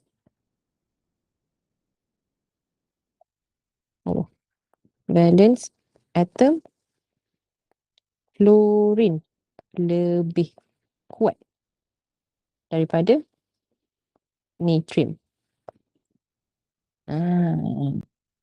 I hope you guys understand lah.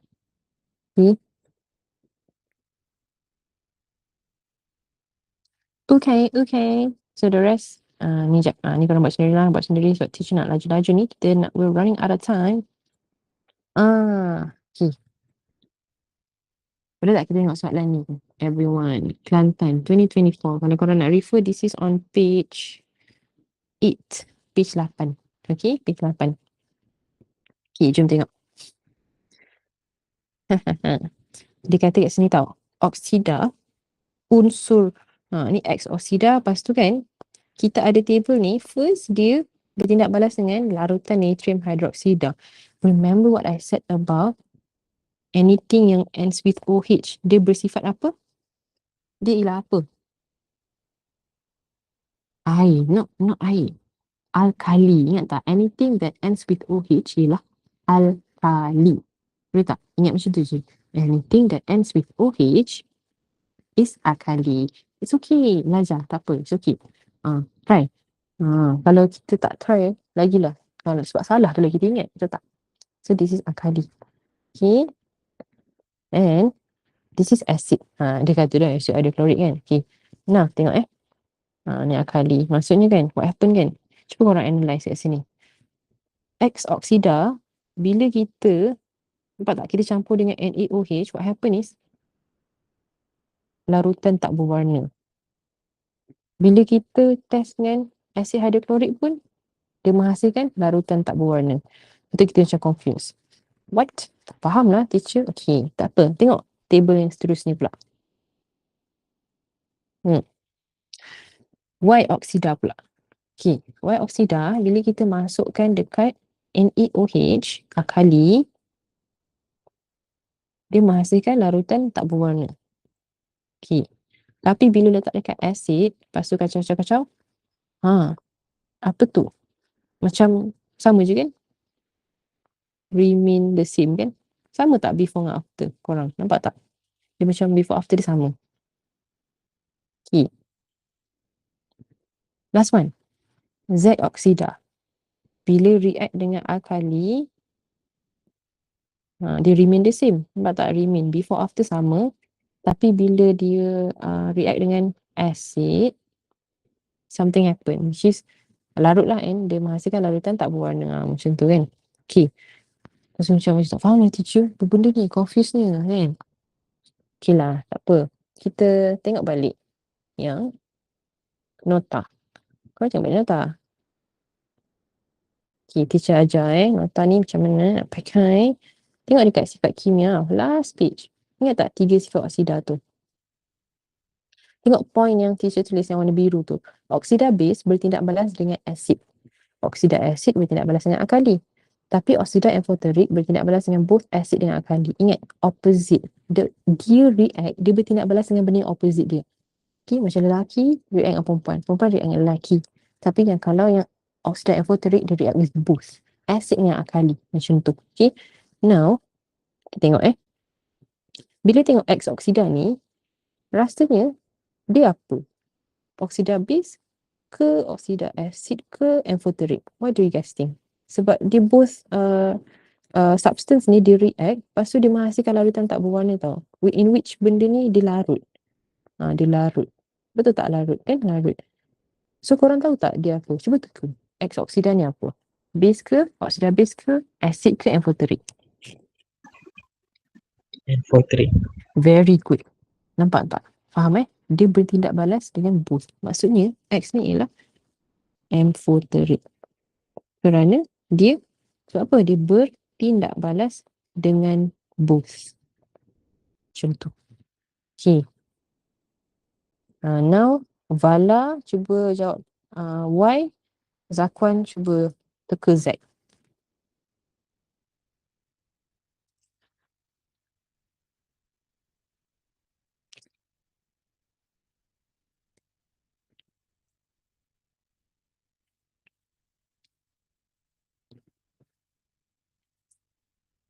Oksida base.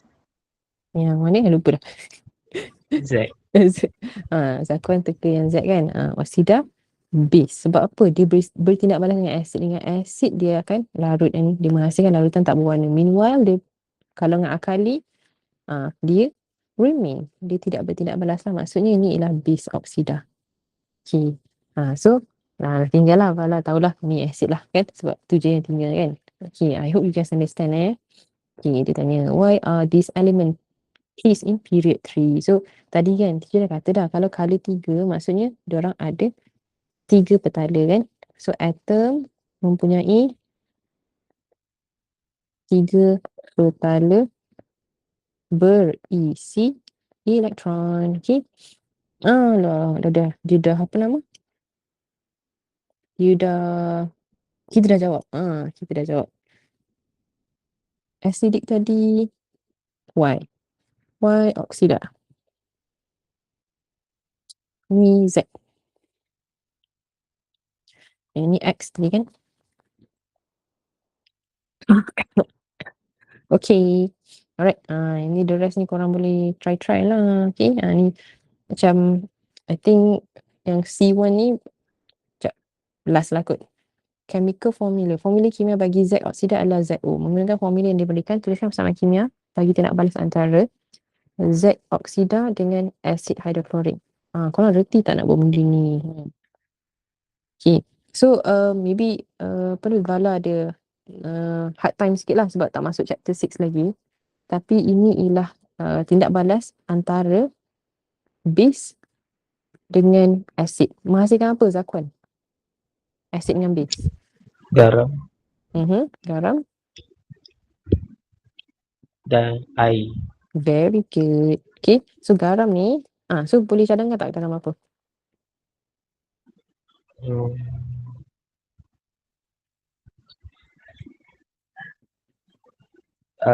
Z klorida.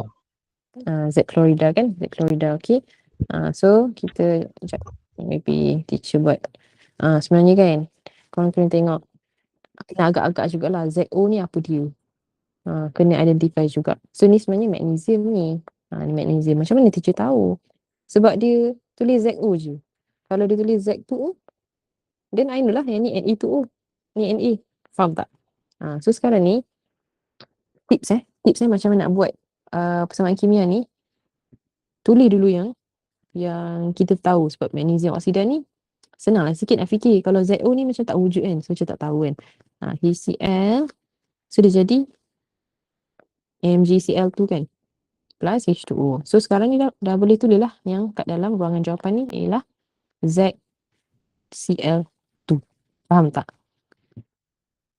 Faham tak? Just nak bagi korang tak confuse lah. Macam sometimes student buat like ZCl je. Sebab dia tak tahu. Macam mana nak tahu charge dia teacher. That's why you need to know. Okay, faham you need to know dia punya bahan apa. Z tu apa. Macam nak tahu ni teacher. Jangan risau. Macam dua berkala unsur tu dia bagi. Okay. So korang kena tahulah yang apa benda yang bercas 2 lah. Sebab O kan 2 minus. So carilah yang Mg. Carilah yang charge 2 plus 2 kan. So nanti dia cancel dia adalah MgO. Lepas ni baru satu markah and then you just balancekan lah. Dah balance ke belum? So put 2 here. Done. Yeah, done. Okay. Alright. So nanti the rest cubalah try. Okay, try tau. Nak pergi homework ke? Nak homework tak? Sikit boleh? Sikit. I give you AC. Boleh tak korang buat AC satu Okay. Do number okay. Sikit je AC soalan ni. 2024 JUG Set 109. Okay. Alright. So before we end the class, do you have any question? Zakwan dan Bala.